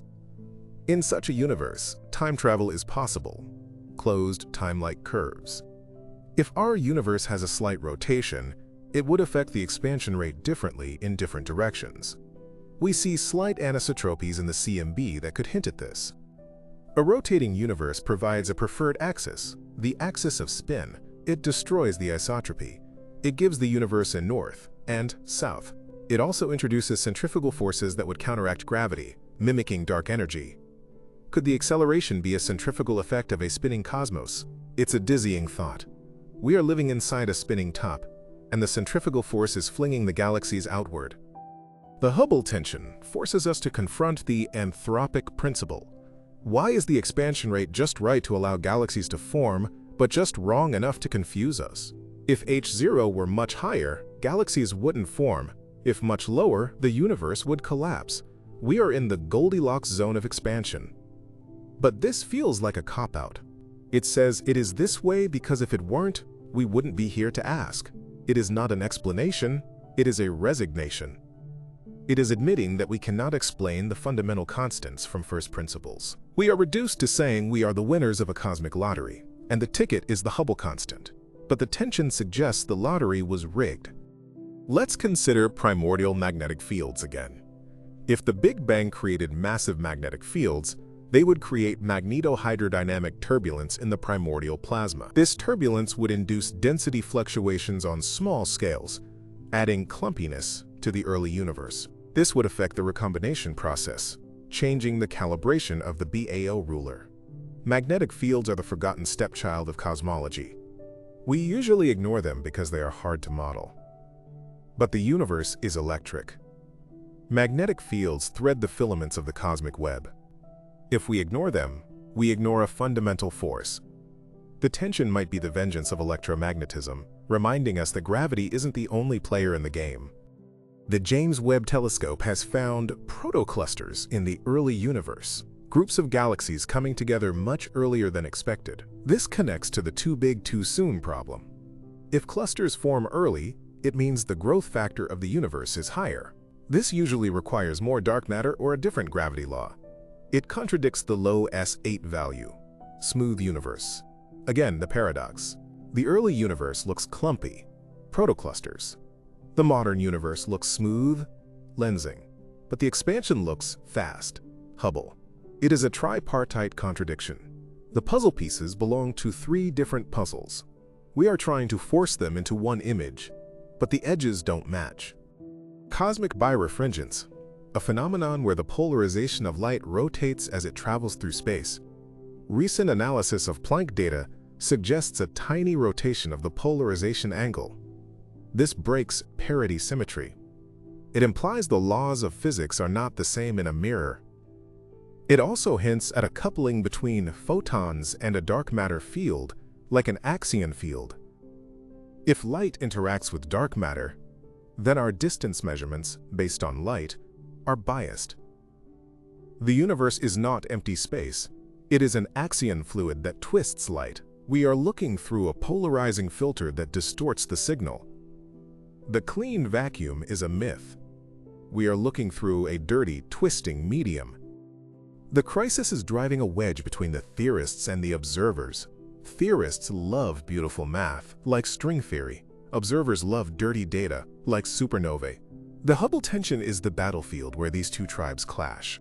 The theorists say, your measurements are wrong because the theory is beautiful. The observers say, your theory is dead because the data is ugly. It is a war for the soul of physics, and currently, the observers are winning. The data is too strong to ignore. The beauty of the standard model is being stained by the ugly truth of the measurements. We are learning that the universe does not care about our aesthetic preference for simple equations. We must revisit the quasar dipole. Quasars are the brightest beacons in the universe. A study by Seacrest et al. Showed that the distribution of millions of quasars has a dipole, a direction, that is much larger than the CMB dipole. This means the matter in the universe is moving in a direction different from the radiation. This is a catastrophic violation of the standard model. It suggests the frame of reference for matter is different from the frame of reference for light. We are drifting relative to the light of the Big Bang. If the frame of reference is broken, then special relativity's application to cosmology is tricky. We are standing on a moving sidewalk, matter, trying to measure the speed of the wind, light, and getting the math wrong. What if the fine structure constant, alpha, varies? This constant determines the strength of the electromagnetic interaction. Measurements from distant quasars suggest alpha might be slightly different in different directions across the sky. If alpha varies, the spectral lines we use to measure redshift would shift. We would miscalculate the expansion velocity. A varying alpha means the atoms in the distant universe are held together with a different strength than the atoms here. Chemistry would be different. Biology would be different. It implies that the laws of nature are actually local bylaws, applicable only in our jurisdiction. The redshift drift, Sandage-Loeb test, is a future measurement that could solve this. It measures how the redshift of a single object changes over decades. It measures the acceleration directly, in real time. But the effect is tiny, centimeters per second per year. We need the extremely large telescope, ELT, for this. We are waiting for the next generation of machines to confirm the diagnosis. Until then, we are diagnosing a patient based on a blurry X-ray. The redshift drift will be the MRI. It will tell us if the expansion is truly accelerating in the way lambda CDM predicts, or if it is following a phantom trajectory. The crisis has existential undertones. It reminds us that we are temporal creatures. We live in a snapshot. We assume the snapshot represents the whole movie, but the Hubble tension hints that the movie has plot twists we missed. We missed the era of early dark energy. We missed the era of primordial black holes. We might be missing the era of future decay. We are arrogant to think that 100 years of observation is enough to understand 13.8 billion years of history. The universe is playing a long game, and we have only seen one move. Let's talk about voids again. Not just the KBC void, but the network of voids. Voids repel each other. They expand and crush the filaments between them. We live in a filament, the local sheet, sandwiched between the local void and the southern void. We are being crushed and stretched simultaneously. This void dynamics is complex. The Hubble tension might be the result of void domination. As the universe ages, voids take up more volume. Their expansion physics dominates. We are transitioning from a matter-dominated era to a void-dominated era. The rules are changing because the dominant landscape is changing. We are entering the age of emptiness. The James Webb Telescope's discovery of high redshift active galactic nuclei, AGNs, adds to the fire. These supermassive black holes are feeding voraciously in the early universe. This releases energy. Could this AGN feedback affect the reionization history? If black holes heated the universe earlier than expected, they changed the pressure of the gas.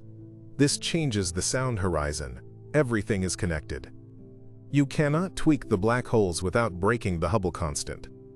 The universe is a tightly coupled ecosystem.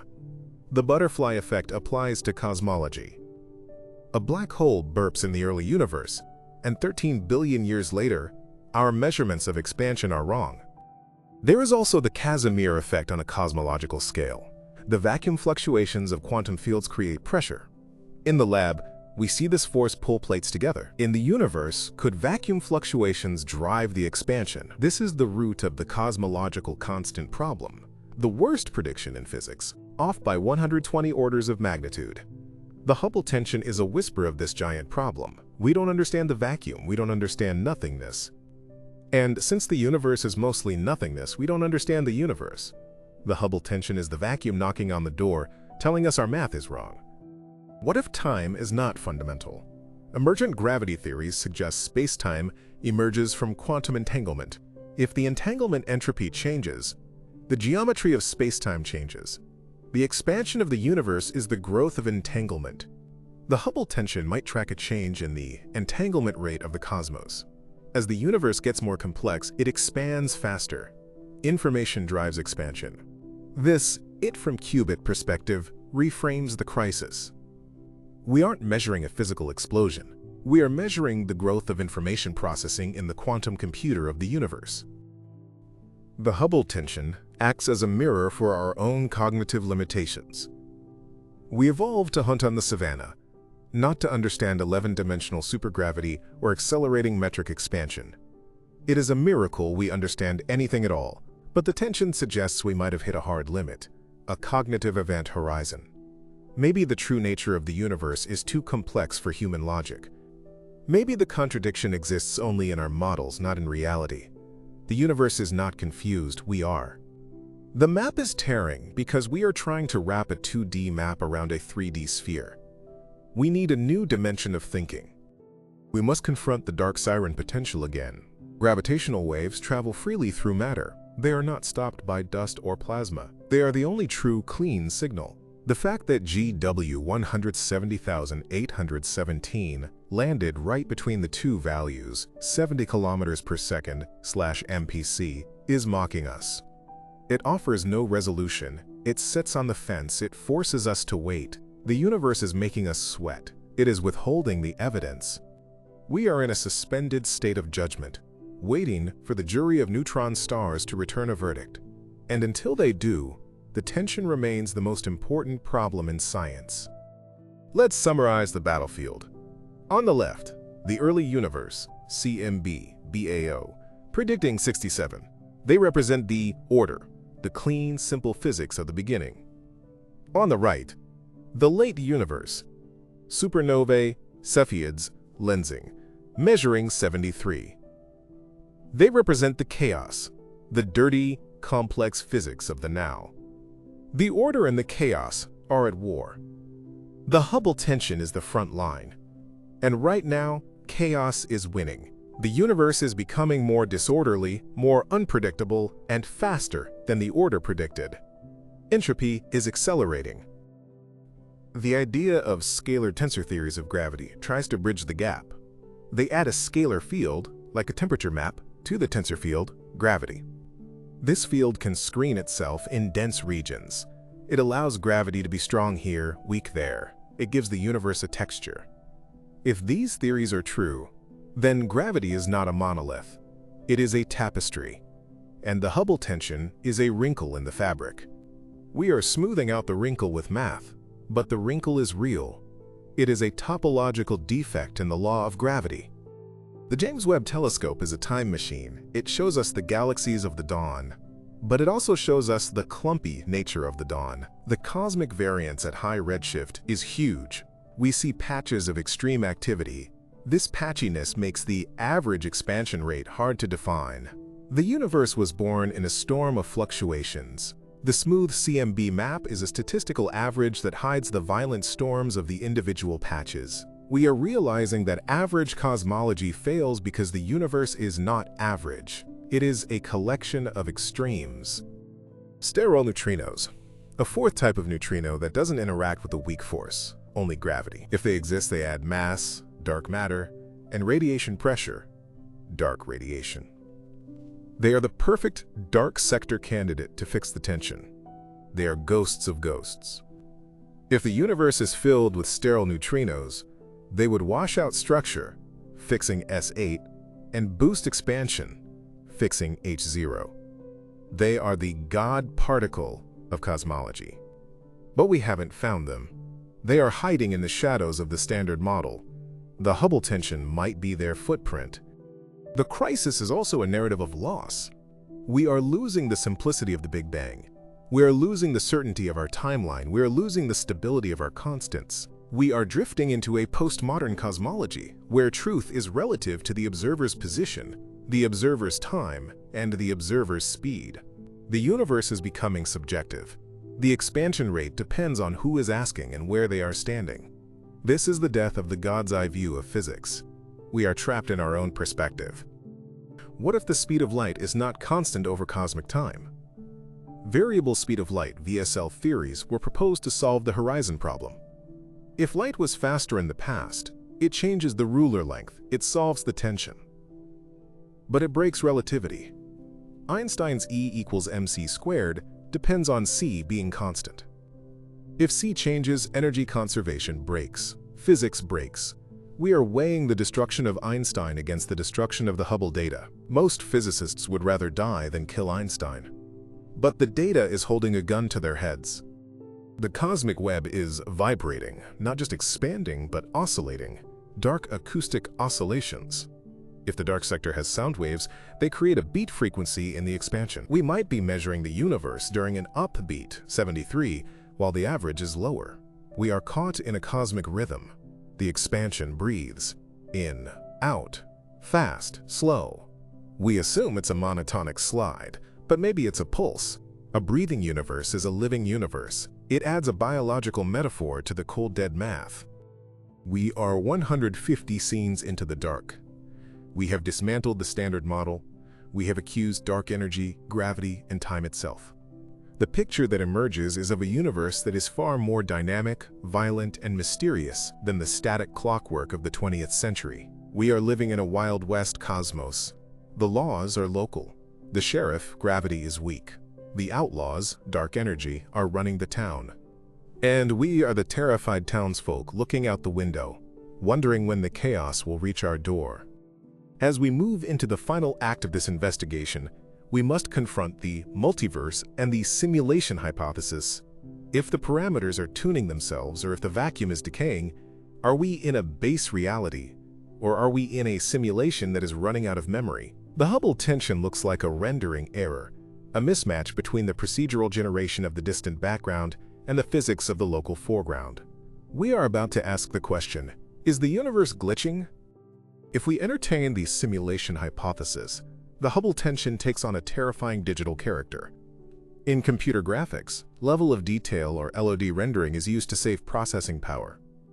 Objects close to the camera are rendered in high definition, while objects far away are rendered as low-resolution approximations. What if the universe operates on a similar principle?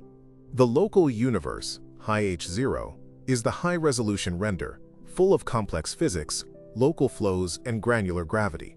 The distant universe, low H0, CMB, is the low-resolution background, a simplified texture map pasted onto the horizon of reality. The tension is the artifact where the two rendering distances meet. It is the seam in the sky where the processor switches from simulating individual galaxies to simulating a statistical average. If this is true, the anomaly is not a physical property of space, but a computational limit of the machine running our reality. We are measuring the pixel density of the simulation and finding that the background doesn't match the foreground because the simulator is cutting corners. This connects directly to the holographic principle, a serious theory in string physics suggesting that the entire 3D universe is a projection of information stored on a 2D surface at the cosmic horizon. The amount of information a black hole can hold is determined by its surface area, not its volume. If the universe is a hologram, the resolution of reality is determined by the surface area of the boundary. As the universe expands, the volume grows faster than the surface area. The information density must decrease. The Hubble tension might be the symptom of this information dilution. The universe is stretching its pixels. The expansion rate we measure locally is the true 3D expansion, but the expansion we see in the CMB is the encoded 2D expansion. The mismatch is the conversion error between the hologram and the projection. We are noticing the blurriness of the image because we are looking too closely at the screen. Let's step back into the physical nightmare of phantom energy. The fate of the universe depends entirely on the equation of state parameter, $W$. If $W$ equals -1, we have a cosmological constant, and the universe expands forever but stably. If $W$ is greater than -1, dark energy weakens and gravity might eventually win, leading to a big crunch. But the local data from supernovae suggests $W$ might be less than -1. Perhaps -1.2 or -1.3. This is the phantom regime. In this scenario, dark energy becomes denser as space expands. It creates a runaway feedback loop. It tears apart structure from the top down. First, it unbinds the superclusters, then the clusters, then the galaxies. If the Hubble tension confirms a high local expansion driven by phantom energy, we can calculate the date of the Big Rip. It isn't infinite years away. It is a finite number. The destruction of the Earth becomes a scheduled event on the cosmic calendar, driven by the increasing ferocity of the vacuum itself. The philosophical horror of the Big Rip is that it destroys the observer. In the Big Freeze, information can theoretically survive. In the Big Crunch, the universe might be reborn. But in the Big Rip, the fabric of space-time is shredded. Event horizons dissolve. Causality breaks. It is the ultimate erasure. If the Hubble tension is pointing us toward this future, it means the universe is suicidal. It means the energy that created the galaxies is slowly transforming into the energy that will annihilate them. The crisis in cosmology is effectively a diagnosis of a terminal autoimmune disorder in the body of the cosmos. The immune system, dark energy, has turned against the host, matter. The accelerating expansion is the fever. The Hubble tension is the tremors. And we are the bacteria living in the bloodstream, arguing about why the temperature is rising while the host dies. We must also consider the multiverse collision theory, often linked to the cold spot in the CMB, but relevant here too. If our universe is a bubble floating in a high-dimensional bulk, it can collide with other bubbles. A collision in the distant past would leave a bruise, a region of different physics. If we are located near such a bruise, or if the dark flow is pulling us toward the impact site, our local measurements would be skewed. The Hubble tension could be the gravitational wake of a neighboring universe brushing against ours. It would mean that the, quote, closed system assumption of thermodynamics is wrong. Energy might be leaking in or leaking out. If we are leaking gravity into a neighbor, our expansion would speed up. Less glue holding us back. We are not living in a hermetically sealed jar. We are in a sieve, and the physics is dripping out. The cosmic variance debate hides a deep insecurity about our sample size. We have a sample size of one universe, one vantage point. In statistics, you cannot draw a curve with one point. We assume that by looking in different directions, we are sampling different universes, but we are not. We are sampling the same causal patch. If this patch is a statistical outlier, a black swan event of cosmic structure, then all our global theories are fit to a fluke. The Hubble tension forces us to ask, is cosmology even a science? Science requires reproducibility. We cannot reproduce the universe. We cannot build a control group. We are trapped in a single experiment that is already running. We are trying to reverse engineer the laws of traffic by sitting in one car in the middle of a jam, unable to see the road or the destination. Let's reconsider modified gravity, MOND, through the lens of the tension. If gravity has a range, like a force that tires out over distance, then the expansion must accelerate. At short ranges, solar system, gravity is tight. At long ranges, intergalactic, it goes limp. This would look exactly like dark energy. The expansion isn't being pushed, it's just not being pulled anymore. The tension arises because the CMB is measured when the universe was dense, short-range dominance, and the supernovae are measured when the universe is diffuse, long-range dominance. We are seeing the transition point where gravity lets go of the leash. The terrifying implication is that we are drifting into an era where gravity, the only force that builds things, is becoming obsolete. The era of construction is over. The era of dissolution has begun.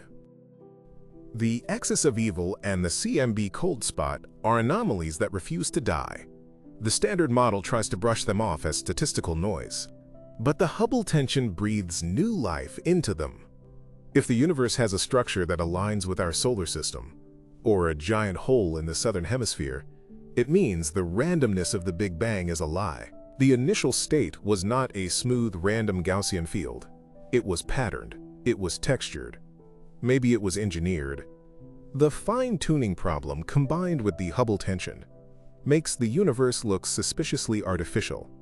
Why is the expansion rate tuned so precisely that we can almost measure it, but it stays just out of reach of our theories? It feels like a puzzle designed to frustrate the solver, a cosmic encryption that changes its key every time we get close to cracking it. The crisis has led to a revival of cyclic models. Maybe the Big Bang wasn't the beginning. Maybe it was a bounce.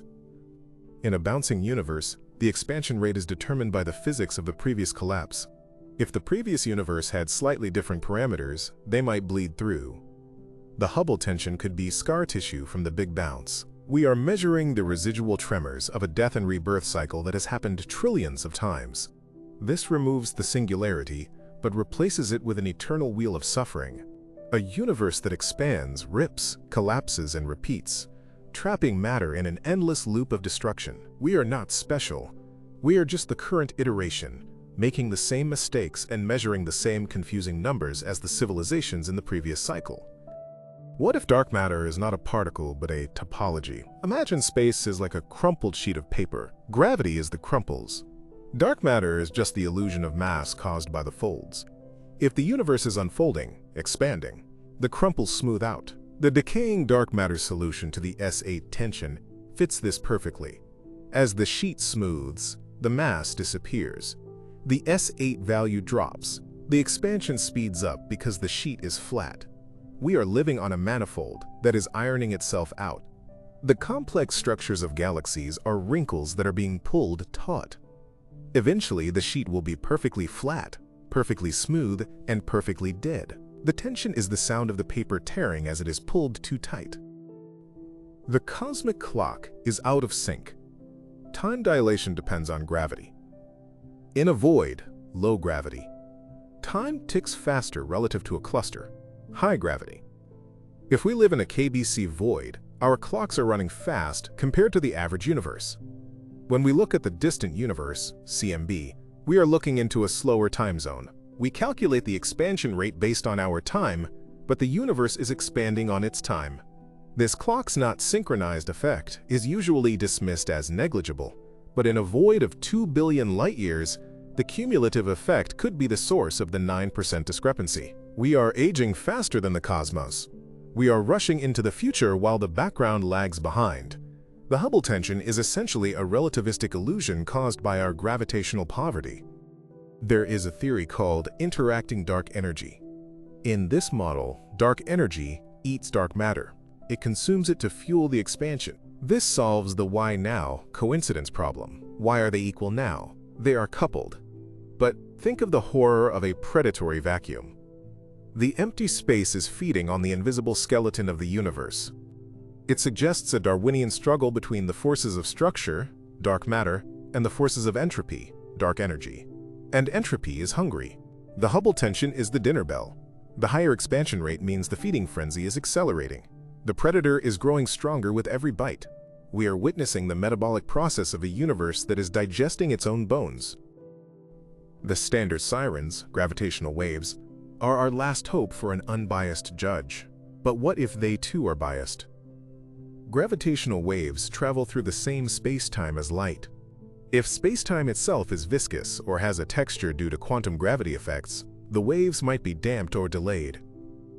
Modified propagation of gravitational waves. If gravity travels slightly slower than light or decays over distance, the standard sirens will give us the wrong distance. We are assuming general relativity holds perfectly over 1 billion light-years. That is a massive assumption. If Einstein is even 0.01% wrong at that scale, the sirens are singing a false song. We are pinning our hopes on a theory we haven't tested in the deep field, praying that the monster of the unknown isn't hiding in the tensor equations. The James Webb Telescope has found evidence of carbon-rich dust in the early universe, much earlier than expected. This dust changes the thermal history of the gas. It helps stars form. It might explain the too big too soon galaxies. But it also acts as a screen. Carbon dust absorbs specific wavelengths. If we are underestimating the amount of dust in the early universe, we are misinterpreting the brightness of the first galaxies and supernovae. We might be seeing a dimmed universe and thinking it is a distant universe. The dirty universe hypothesis refuses to die because it is the simplest explanation. We are just looking through a dirty window and coming up with grand theories about the end of the world to explain the smudge. Let's focus on the human element. Adam Rees versus the Planck team. This isn't just data, it's a duel. The local ladder team says, I see it with my own eyes. The CMB team says, the math says it's impossible. It is empiricism versus rationalism.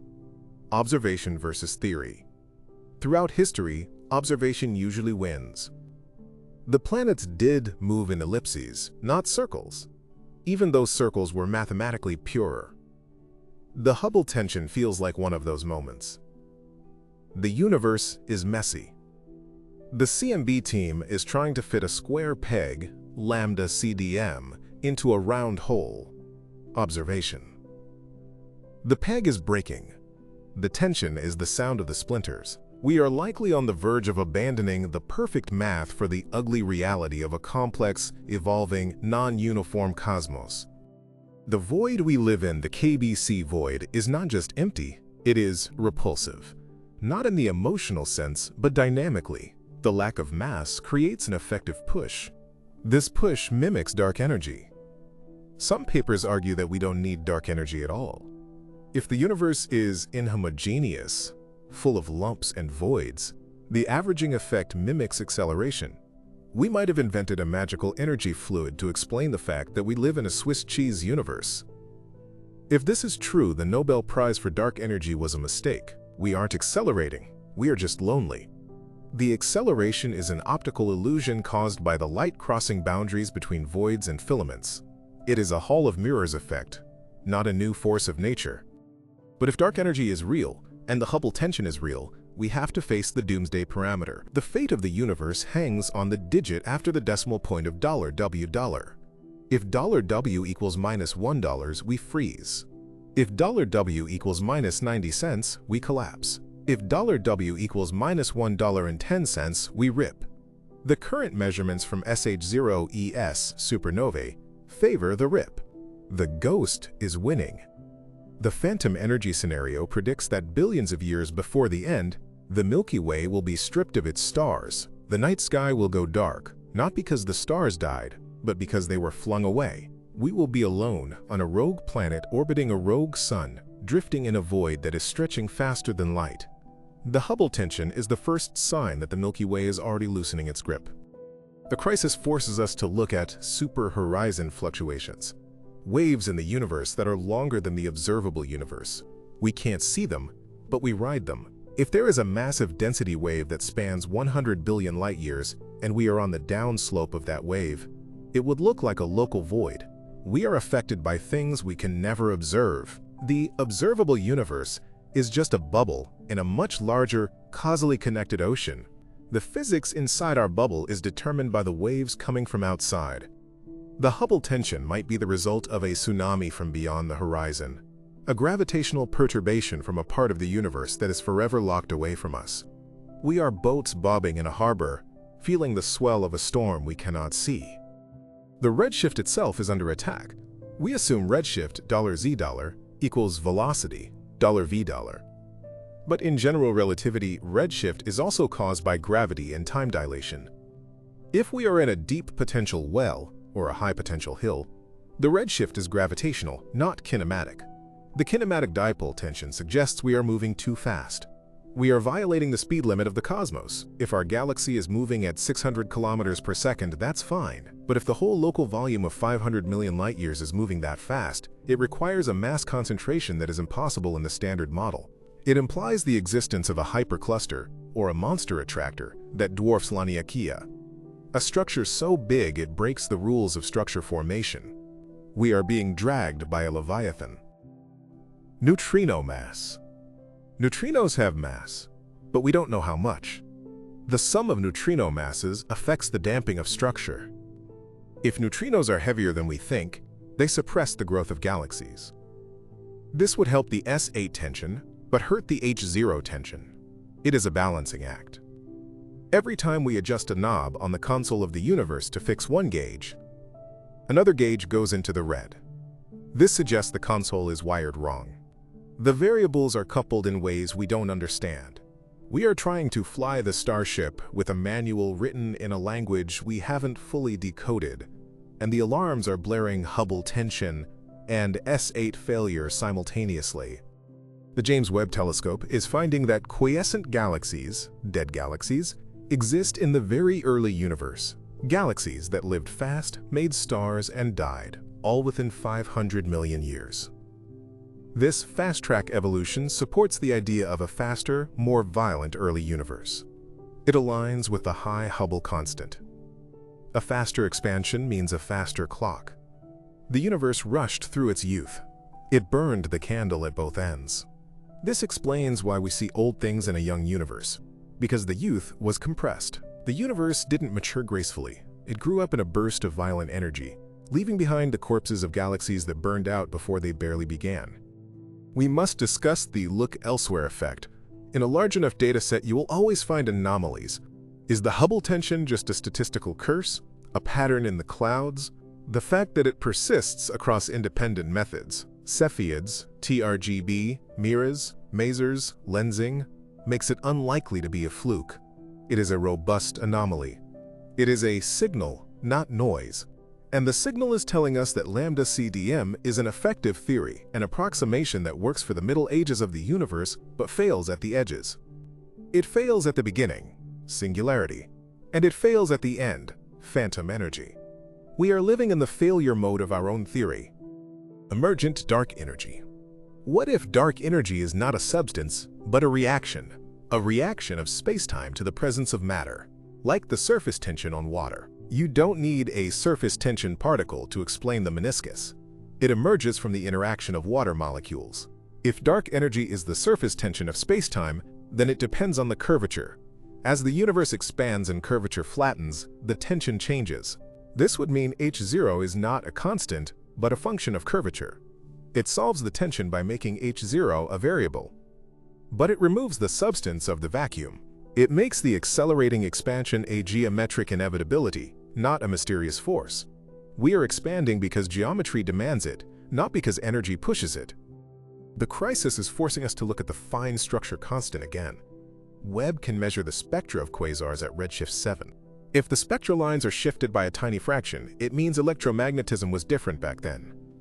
A varying alpha would change the luminosity of supernovae. It would break the standard candle.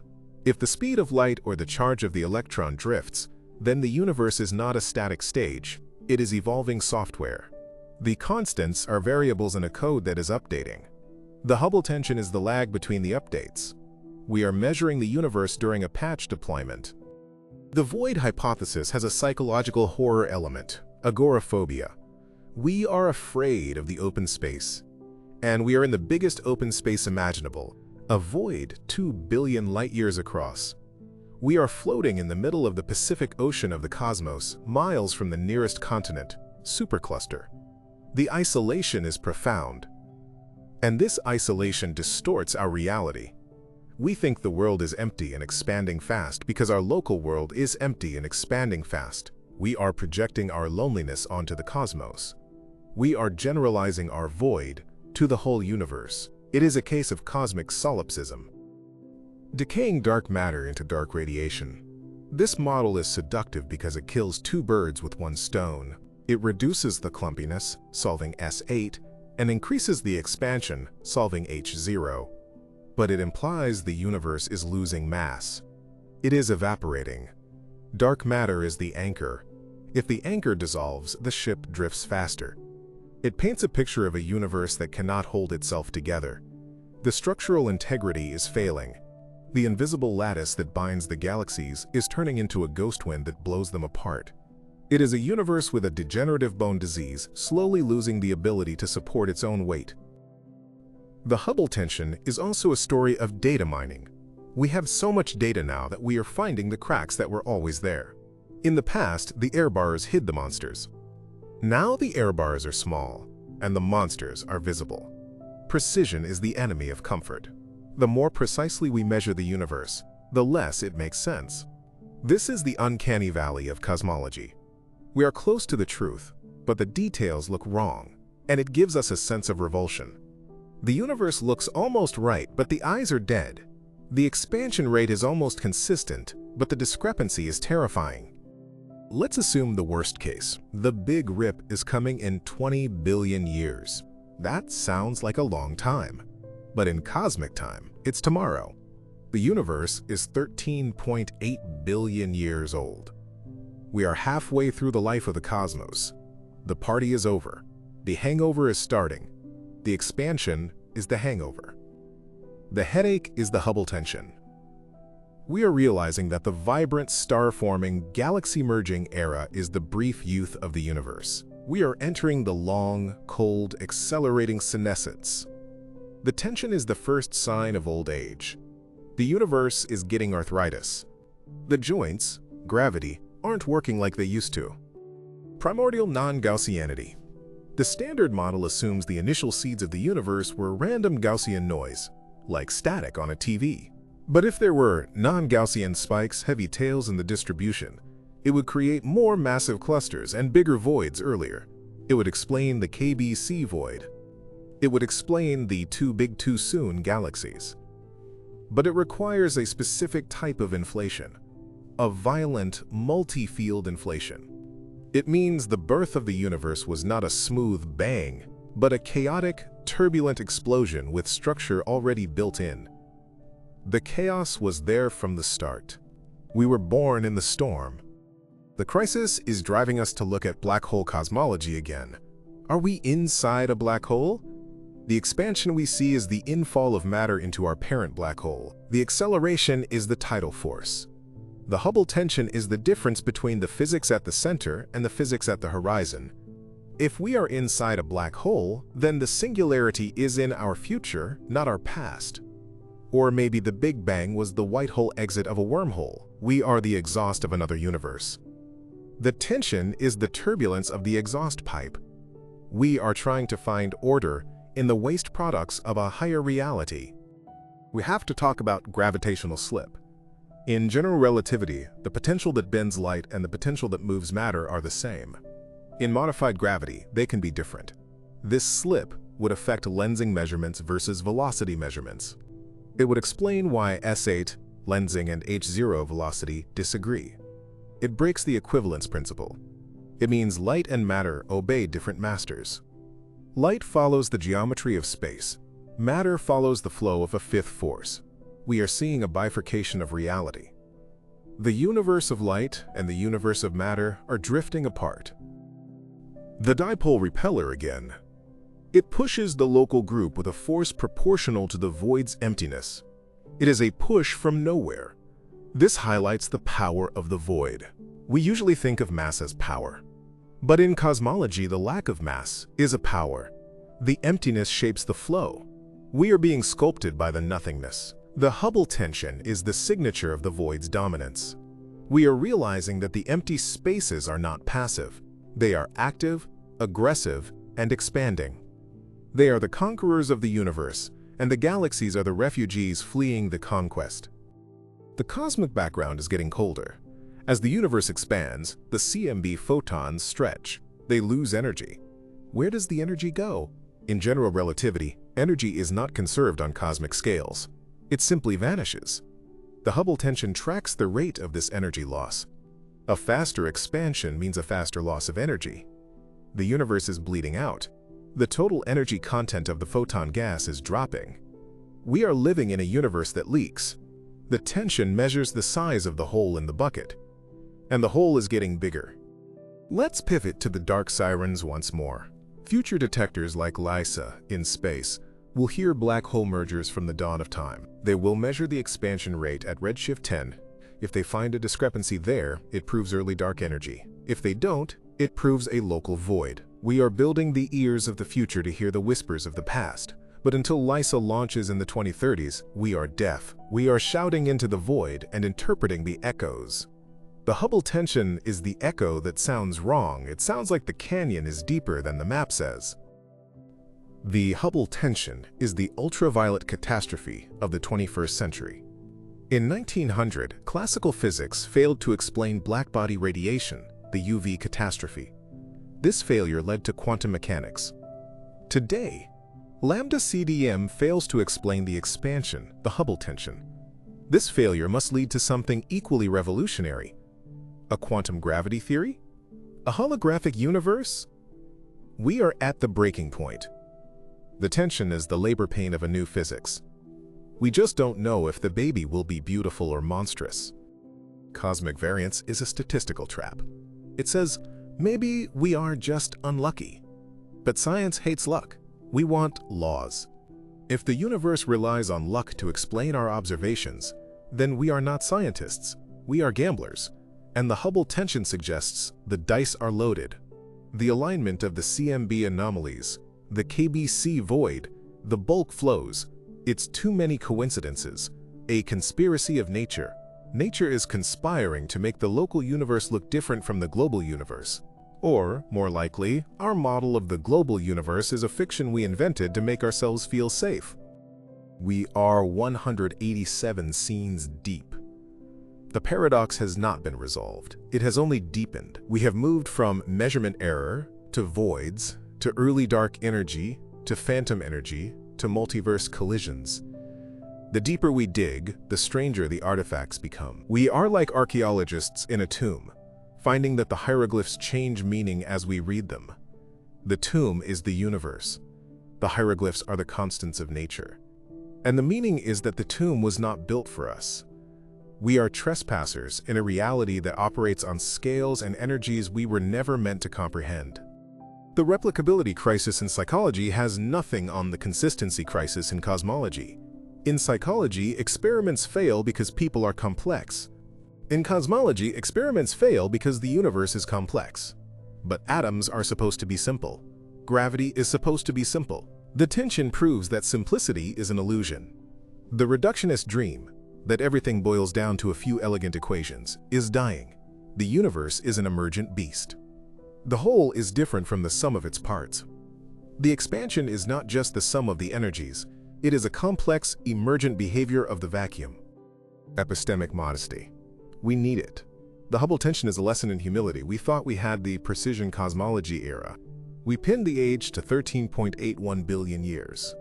We pinned the composition to 4.9% matter. We were arrogant. The tension smashed that arrogance. It turned to 13.81 into maybe 12.8, maybe 14. It turned the 67 into maybe 73, maybe 69. It blurred the lines.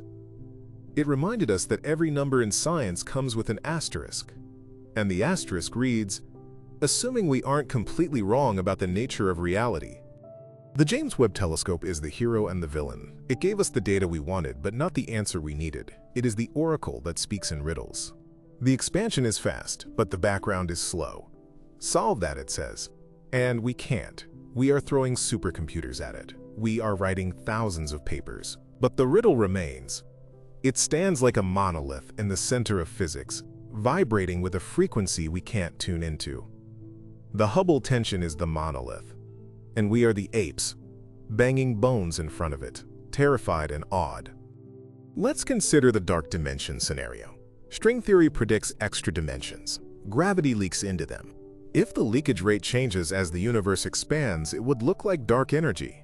The Hubble tension could be the signature of the fifth dimension opening up. As the universe stretches, the membrane, brain we live on, gets thinner. Gravity leaks faster. Expansion speeds up. We are dissolving into the bulk. The tension is the sound of the membrane stretching. We are 2D creatures on a balloon that is being inflated by a 3D lung. We measure the surface stretching, but we miss the breath from the bulk. The crisis is the most exciting thing to happen to physics in 30 years. It is the breaking of the stagnation. For decades, lambda CDM was boringly perfect.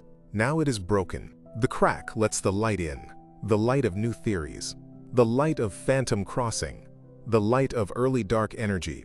It is a chaotic, messy, terrifying time to be a physicist. The old maps are useless. We are drawing new ones in real time. We are explorers again. The end of science has been cancelled. The universe just rebooted the game and raised the difficulty level to impossible. What if the CMB is not the beginning? Penrose's conformal cyclic cosmology suggests the CMB is the tombstone of the previous eon. The rings in the CMB are the gravitational waves of supermassive black hole collisions from a dead universe. If this is true, the Hubble tension is the mismatch between the physics of the dead universe and the physics of the living one. We are measuring the echo of ghosts. The expansion rate of the past belongs to the dead. The expansion rate of the present belongs to us. Of course they don't match. They are two different universes, separated by a transition event. The cosmic variance is limited by the sample variance. We can only see the observable universe.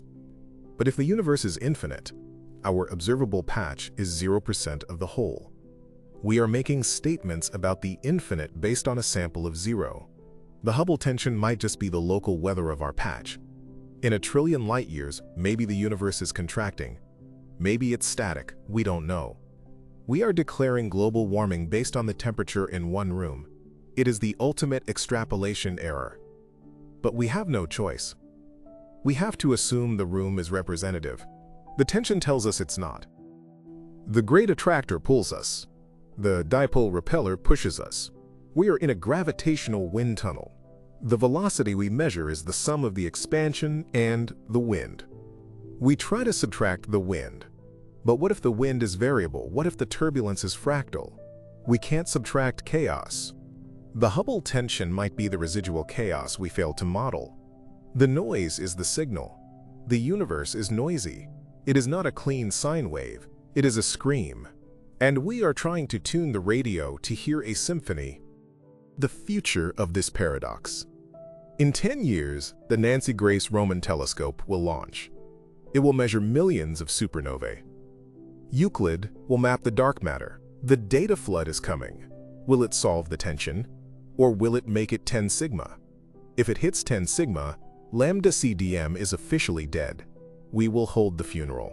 And then we will look at the corpse of our theory and wonder what killed it. Was it the void? Was it the phantom? Or was it our own limited imagination? The Hubble tension is a misnomer. It should be called the reality tension. It is the tension between what we think reality is, math, and what reality actually is, data. The tension is in our minds. The universe is fine. It does what it does. It expands at the rate it expands. The confusion is ours. We are the ones sweating. We are the ones writing the papers. The stars don't care. They just fly away. The galaxies don't care. They just fade. We are the desperate observers trying to pin a name on the fleeing darkness. Dark energy makes up 68% of the universe, dark matter 27%, normal matter 5%. We only understand the 5%. The Hubble tension is happening in the 95% we don't understand. It is a battle in the dark sector. Dark energy is pushing. Dark matter is pulling. The rope is space-time. The tension is the strain on the rope. If the rope snaps, big rip, the game ends. If the rope holds but stretches forever, big freeze, the game fades. We are betting on the rope. And right now, the rope looks thin. We are nearing the end of the script, but the beginning of the mystery. The greatest cosmic paradox just got worse because James Webb confirmed it. There is no going back. We cannot unsee the data. We cannot unknow the discrepancy. We have eaten the apple of knowledge, and we have been cast out of the garden of certainty. We are wandering in the wilderness of the unknown, looking for a new theory to shelter us. But the sky is open, and the stars are moving too fast. As we enter the final 50 scenes, we will look at the ultimate fate. What does a fractured universe look like at the end of time? Does the Hubble tension predict our doom? Or is it a clue to a new beginning? We will stare into the face of the Big Rip. We will walk the edge of the KBC void. We will ask the final question. Is the universe breaking because it is dying, or because it is being born? The answer lies in the dark. If the universe is destined for a big rip, the timeline is shorter than we think. Standard models of the Big Freeze give us trillions of years. But phantom energy models, driven by the Hubble tension's high H0, could rip the universe apart in as little as 22 billion years. That sounds like an eternity, but in cosmological terms, it is tomorrow. The universe is 13.8 billion years old. We are in the Middle Age. If the rip is coming, we are already past the halfway point. The era of stars is the first half. The era of shredding is the second. We are living in the twilight of structure. The tension is the first crack in the windshield. The mechanics of the Big Rip are horrifying. 60 million years before the end, the Milky Way dissolves. Gravity can no longer hold the stars. They drift into the dark. 3 months before the end, the solar system unbinds. The Earth floats away from the sun. 30 minutes before the end, the Earth explodes. The crust peels off like skin. The mantle vaporizes. The atoms are stripped naked. At 10 to the power of minus 19 seconds before the end, atoms shatter. Electrons and protons are ripped apart. Finally, space-time rips.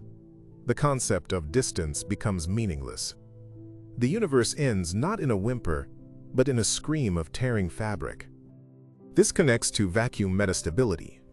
The Higgs field suggests our vacuum is not the lowest energy state. If the Hubble tension indicates high-energy physics in the dark sector, it might trigger the decay. A bubble of true vacuum expands at light speed. It incinerates everything. We wouldn't see it. We would just be gone. The tension might be the wobble of the Higgs field as it prepares to tunnel. We are balancing on a beach ball, and the beach ball is slippery. The universe feels stable, but the numbers suggest it is trembling. Consider the arrow of time. Entropy increases. The universe moves from order to disorder.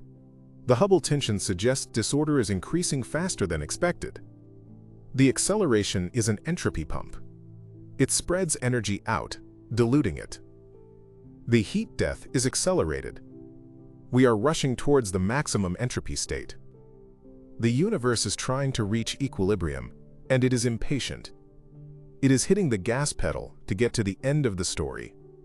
The tension is the engine revving. The information paradox. If the universe rips, what happens to the information? In a big freeze, information is preserved in the radiation. In a big rip, the horizons shrink until every particle is isolated. Information cannot flow. The universe becomes a collection of disconnected bits. History is erased. If you cannot communicate, you cannot remember. The Big Rip is the ultimate dementia of the cosmos. It forgets itself. The tension tracks the onset of this amnesia. The galaxies drifting apart, our memories fading. Cosmic censorship. Singularities are supposed to be hidden by event horizons. But if the universe rips, naked singularities might form. The laws of physics break down at a naked singularity. Predictability vanishes. The Hubble tension hints at a breakdown of the smooth space-time manifold. If the fabric tears, we might see the naked singularities. The monsters behind the curtain. We are protected by the event horizons, but the expansion is stretching the horizons thin. The censorship is failing. The James Webb Telescope has also shown us dusty star-forming galaxies that are invisible to Hubble. These dark galaxies make up a significant fraction of the early universe. If we missed them, we miscalculated the energy budget. The too big too soon galaxies might be the tip of the iceberg. The universe was richer, darker, and more active than we knew. The Hubble tension is the bill coming due for our ignorance. We balanced the checkbook without counting the dark economy. Now the numbers don't add up. Modified gravity theories like $F of R, $gravity suggest that the Ricci scalar, curvature, creates the acceleration. Gravity pushes instead of pulls at large scales. If this is true, the tension is a sign that we are crossing the scale threshold. We are moving from the Newtonian regime to the modified regime. The rules change when you get big enough. We are small creatures trying to understand the physics of giants. The tension is the friction between the small laws and the big laws. Let's rethink dark energy. Maybe it's not a fluid. Maybe it's quintessence, a scalar field that rolls down a potential. If it's rolling, $W changes. The expansion rate changes. The tension is the snapshot of the rolling stone. If it picks up speed, we rip. If it slows down, we recollapse. The fate of the universe depends on the slope of a hill we can't see. We are blind skiers on a dark mountain. We feel the speed increasing, tension, but we don't know if there is a cliff ahead. The local hole is 30% underdense. That's the number. 30% less matter than the average. To create a hole that deep, you need extreme physics. You need cooperative galaxy formation, or long-range repulsion. You need the universe to be interconnected in ways lambda CDM forbids. It implies a holistic cosmos where regions talk to each other. The void isn't just a lack of stuff, it's a structure, a negative structure. The tension proves the negative structure is as powerful as the positive one. Neutrino asymmetry. If there are more neutrinos than antineutrinos, or vice versa, the chemical potential of the universe changes. This affects the expansion rate. We assume symmetry, but the universe is asymmetrical, matter versus antimatter. Why not neutrinos? A lepton asymmetry would fix the tension, but it requires a new mechanism in the early universe. A leptogenesis event. A moment where the universe chose sides. The tension is the scar of that choice. The fractal universe idea suggests the universe is self-similar at all scales. It is not smooth, it is lumps all the way down. If the universe is a fractal, the average density is ill-defined. It depends on the scale you measure. The Hubble tension is just the scaling law of the fractal. We are measuring the dimension of the sponge. There is no contradiction, there is only geometry. But standard cosmology hates fractals. It wants smoothness. The tension is the war between the fractal and the smooth. The psychological weight of the end of cosmology. If the event horizons shrink, we will eventually be unable to do cosmology. The evidence of the Big Bang, CMB, will redshift away. The distant galaxies will disappear. We will be left with just the Milky Way. Future astronomers will think the universe is static and eternal. They will have no evidence of the expansion. We are the privileged generation that can see the truth before it vanishes. The Hubble tension is the flicker of the candle before it goes out. We must solve it now, or the answer will be lost forever. The cosmic web connects us, but the tension suggests the web is snapping. The filaments are stretching too thin. The voids are pushing too hard. We are witnessing the de-networking of the universe. The complex system is breaking down into isolated components. It is a tragedy of connectivity. The universe started as a point, perfect connection, and is ending as a dust cloud, zero connection. The tension tracks the rate of disconnection. Interacting vacuum. If the vacuum interacts with matter, particles gain mass from the vacuum. This mass-varying neutrinos scenario links the particle world to the cosmic world. If neutrinos get heavier as the universe expands, they stop the expansion. If they get lighter, they accelerate it. The tension suggests they are getting lighter. The universe is shedding weight. It is becoming ethereal. The solid matter is turning into ghost matter. The crisis reminds us of the epicycles. When planetary orbits didn't fit circles, astronomers added epicycles, circles on circles. They complicated the model to save the theory. Our early dark energy and interacting neutrinos are epicycles. Are we adding complexity to a dead theory, lambda CDM, just to keep it alive? The tension suggests we need a Kepler, someone to say it's not circles, it's ellipses. We need a simple, radical truth that replaces the messy patches. The James Webb Telescope is the Kepler of our time. It provides the raw data. But the Newton hasn't arrived. We have the observations, but not the law. The tension is the gap between the data and the law. We are waiting for the genius who can see the pattern in the noise. Until then, we are just collecting stamps. We are cataloging the anomalies of a broken universe. Cosmic variance again. If we live in a rare fluctuation, it implies the universe is huge, much bigger than the observable patch, the multiverse of level 1. Infinite space with infinite variations. We just happen to be in the tension patch. In another patch, H0 matches perfectly. In another, the universe is collapsing. We are just sampling one outcome of an infinite probability distribution.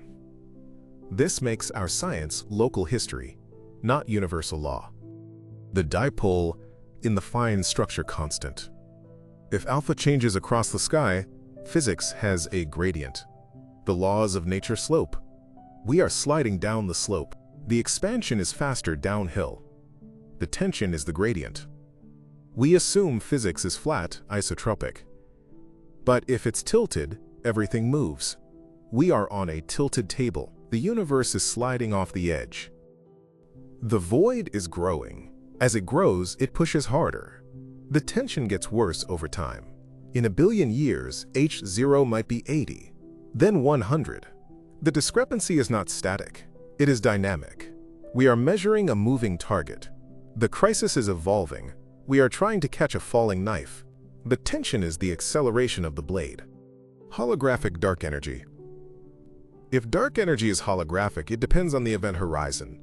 As the horizon grows, dark energy grows. It predicts a specific equation of state. It fits the tension better than lambda CDM, but it requires the universe to be a hologram. Are we ready to accept that we are 2D information projected onto a 3D screen? The tension suggests the screen is stretching. The pixels are getting bigger. The Hubble bubble might be a Hubble trap. We can't escape it. If the bubble is 2 billion light years, we will never leave. We are confined to measuring the bubble physics. We can never know the global physics. We are prisoners of our local environment. The tension is the realization of our confinement. We can see the bars, the discrepancy, but we can't break them. The crisis is a call to arms for new physics. It is the most exciting time in history. The complacency is gone. The standard model is broken. The king is dead. Long live the whatever comes next. The tension is the catalyst. It is driving innovation. We are inventing new particles, new fields, new gravities. The chaos is creative. From the ruins of lambda CDM, a new theory will rise. Dark sirens will eventually scream the truth. When we detect thousands of black hole mergers, the error bars will vanish. The tension will be resolved or cemented. If cemented, it proves new physics. If resolved, it proves systematic error. Either way, the answer is coming. The tension is a temporary state of ignorance. But ignorance is the engine of science. We run on the fuel of not knowing. The James Webb Telescope has peered into the abyss. It found galaxies that shouldn't exist and an expansion that shouldn't happen. It did its job. It broke the universe. Now it's our job to fix it, to glue the shards back together into a new mosaic. The Hubble tension is the pile of shards. We are the artists trying to see the new picture. Emergent spacetime. If space is emergent, it can have defects. The tension is a defect, a glitch in the emergence. like a fabric with a snag. The expansion is catching on the snag. We are measuring the friction of emergence. The universe is not a smooth continuum, it is a woven quilt, and the threads are pulling apart. The Big Rip scenario is the ghost story of cosmology. It haunts the data. The phantom energy, $W less than -$1, is the monster. The tension is the footprint. We are trying to prove the monster isn't real. But the footprint is deep. The expansion is fast. The universe is running. Why runs? Because it is being chased. Or because it is hunting. Cosmic amnesia. If the universe accelerates too fast, we lose the past. The light from the Big Bang redshifts to infinity. It becomes undetectable, we lose our origin. The tension measures the speed of forgetting. We are racing to understand our birth before the evidence is wiped clean. We are detectives at a crime scene where the rain is washing away the blood. The Hubble tension is the Fermi paradox of physics. Fermi asked, "Where are the aliens?" Hubble asks, "Where is the consistency?" Both are silences where there should be noise, or noise where there should be silence. They are gaps in our understanding. They scream that we are missing the main character of the story, the alien, or the dark energy field. Let's end the technical analysis. The feeling is what matters. The feeling of the ground shifting, the feeling of the sky opening up. The Hubble tension is vertigo. It is the realization that we are small, the universe is weird, and the rules are not written in stone, they are written in water. And the water is boiling. We are the cosmic orphans, trapped in a void, drifting from the pack. Our view is distorted, our math is wrong, our future is uncertain. But we are looking. We are staring into the tension, we are refusing to blink. That is the triumph of science. To stare at the contradiction and say, "I will understand you," or "I will die trying." The Standard Model served us well. It gave us the age of the universe. It gave us the composition. But it is an old map. It doesn't show the dragons. The Hubble tension is the dragon on the edge of the map. We have sailed off the edge. We are in terra incognita. The physics here is wild. The expansion is untamed.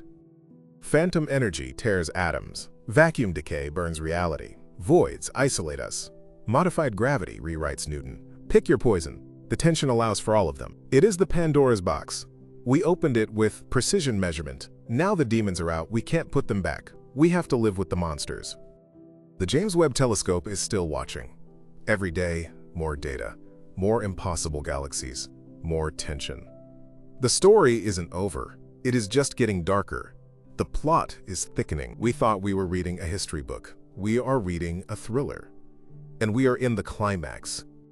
The cosmic web is the largest structure in history. And it is failing. The expansion is tearing it. The tension is the sound of the filaments snapping. We are watching the disintegration of the masterpiece. The universe spent 13 billion years building it, and now it is tearing it down. It is a cycle of creation and destruction on a scale we can't fathom. Dark flow. We are flowing towards the unknown. The tension is the current. We are not static. We are moving. The universe is a river. We are the debris. Where does the river go? To the Big Rip? To the Big Crunch? To the multiverse? We are just along for the ride. The tension is the roar of the waterfall ahead. The crisis is a mirror. It shows us our limits. We thought we could box the universe into an equation. The universe broke the box. The Hubble tension is the shards of the box. We are cut by the glass. But we are free. We are free to imagine a new universe. A wilder universe. A universe that defies us. Early dark energy came and went. A ghost. Will it come again? Late dark energy is here. A monster. Will it stay? The universe is dynamic. It breathes, it changes. The constants aren't constant. The laws aren't laws. They are habits. The universe has a habit of expanding. But habits can be broken. The tension is the breaking. We are the watchers. We watch the stars die. We watch the galaxies flee. We watch the tension grow. We record the end. That is our purpose, to witness the cosmos. Even if the cosmos is breaking, even if the view is terrifying, We look, we measure, we wonder. The greatest cosmic paradox is that we exist at all. In a universe of rip and freeze and decay, life is the anomaly. We are the tension. We are the improbable dust that woke up. We are measuring our own doom. And we find it fascinating. That is the human paradox. The Hubble tension is the horizon of our knowledge. Beyond it lies the unknown. We are standing on the edge. The wind is blowing. The expansion is accelerating. We lean into the wind. We want to know what's out there, even if it kills us, even if it rips us apart. Lambda CDM is the castle. Hubble tension is the siege engine. The walls are falling. The king is dead. The new era begins. The era of the dark universe. The universe of the phantom. The universe of the void. Welcome to the new reality. It is broken. It is beautiful. It is terrifying. We have reached the point of no return. The data is irrefutable.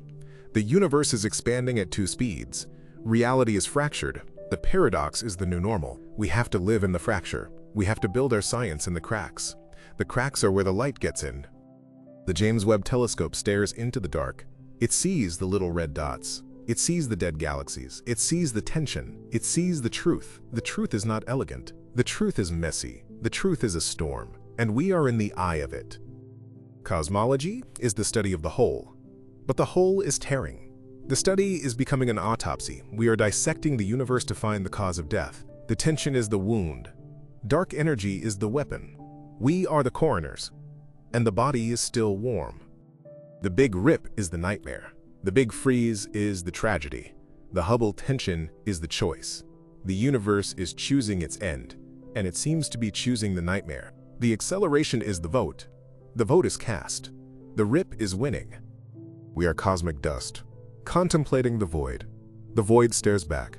The tension is the gaze of the void. It tells us we are small. It tells us we are temporary.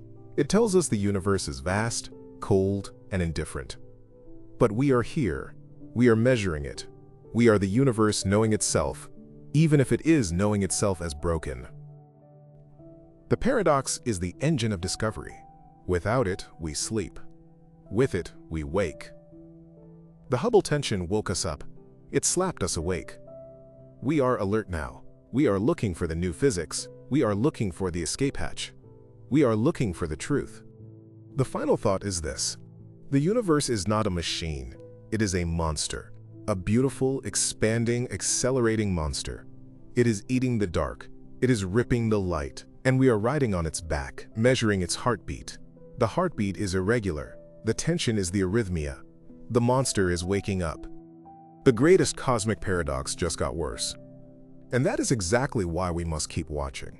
Because in the darkness of the tension, we might finally find the light of understanding. Or we might see the end coming. Either way, we won't close our eyes.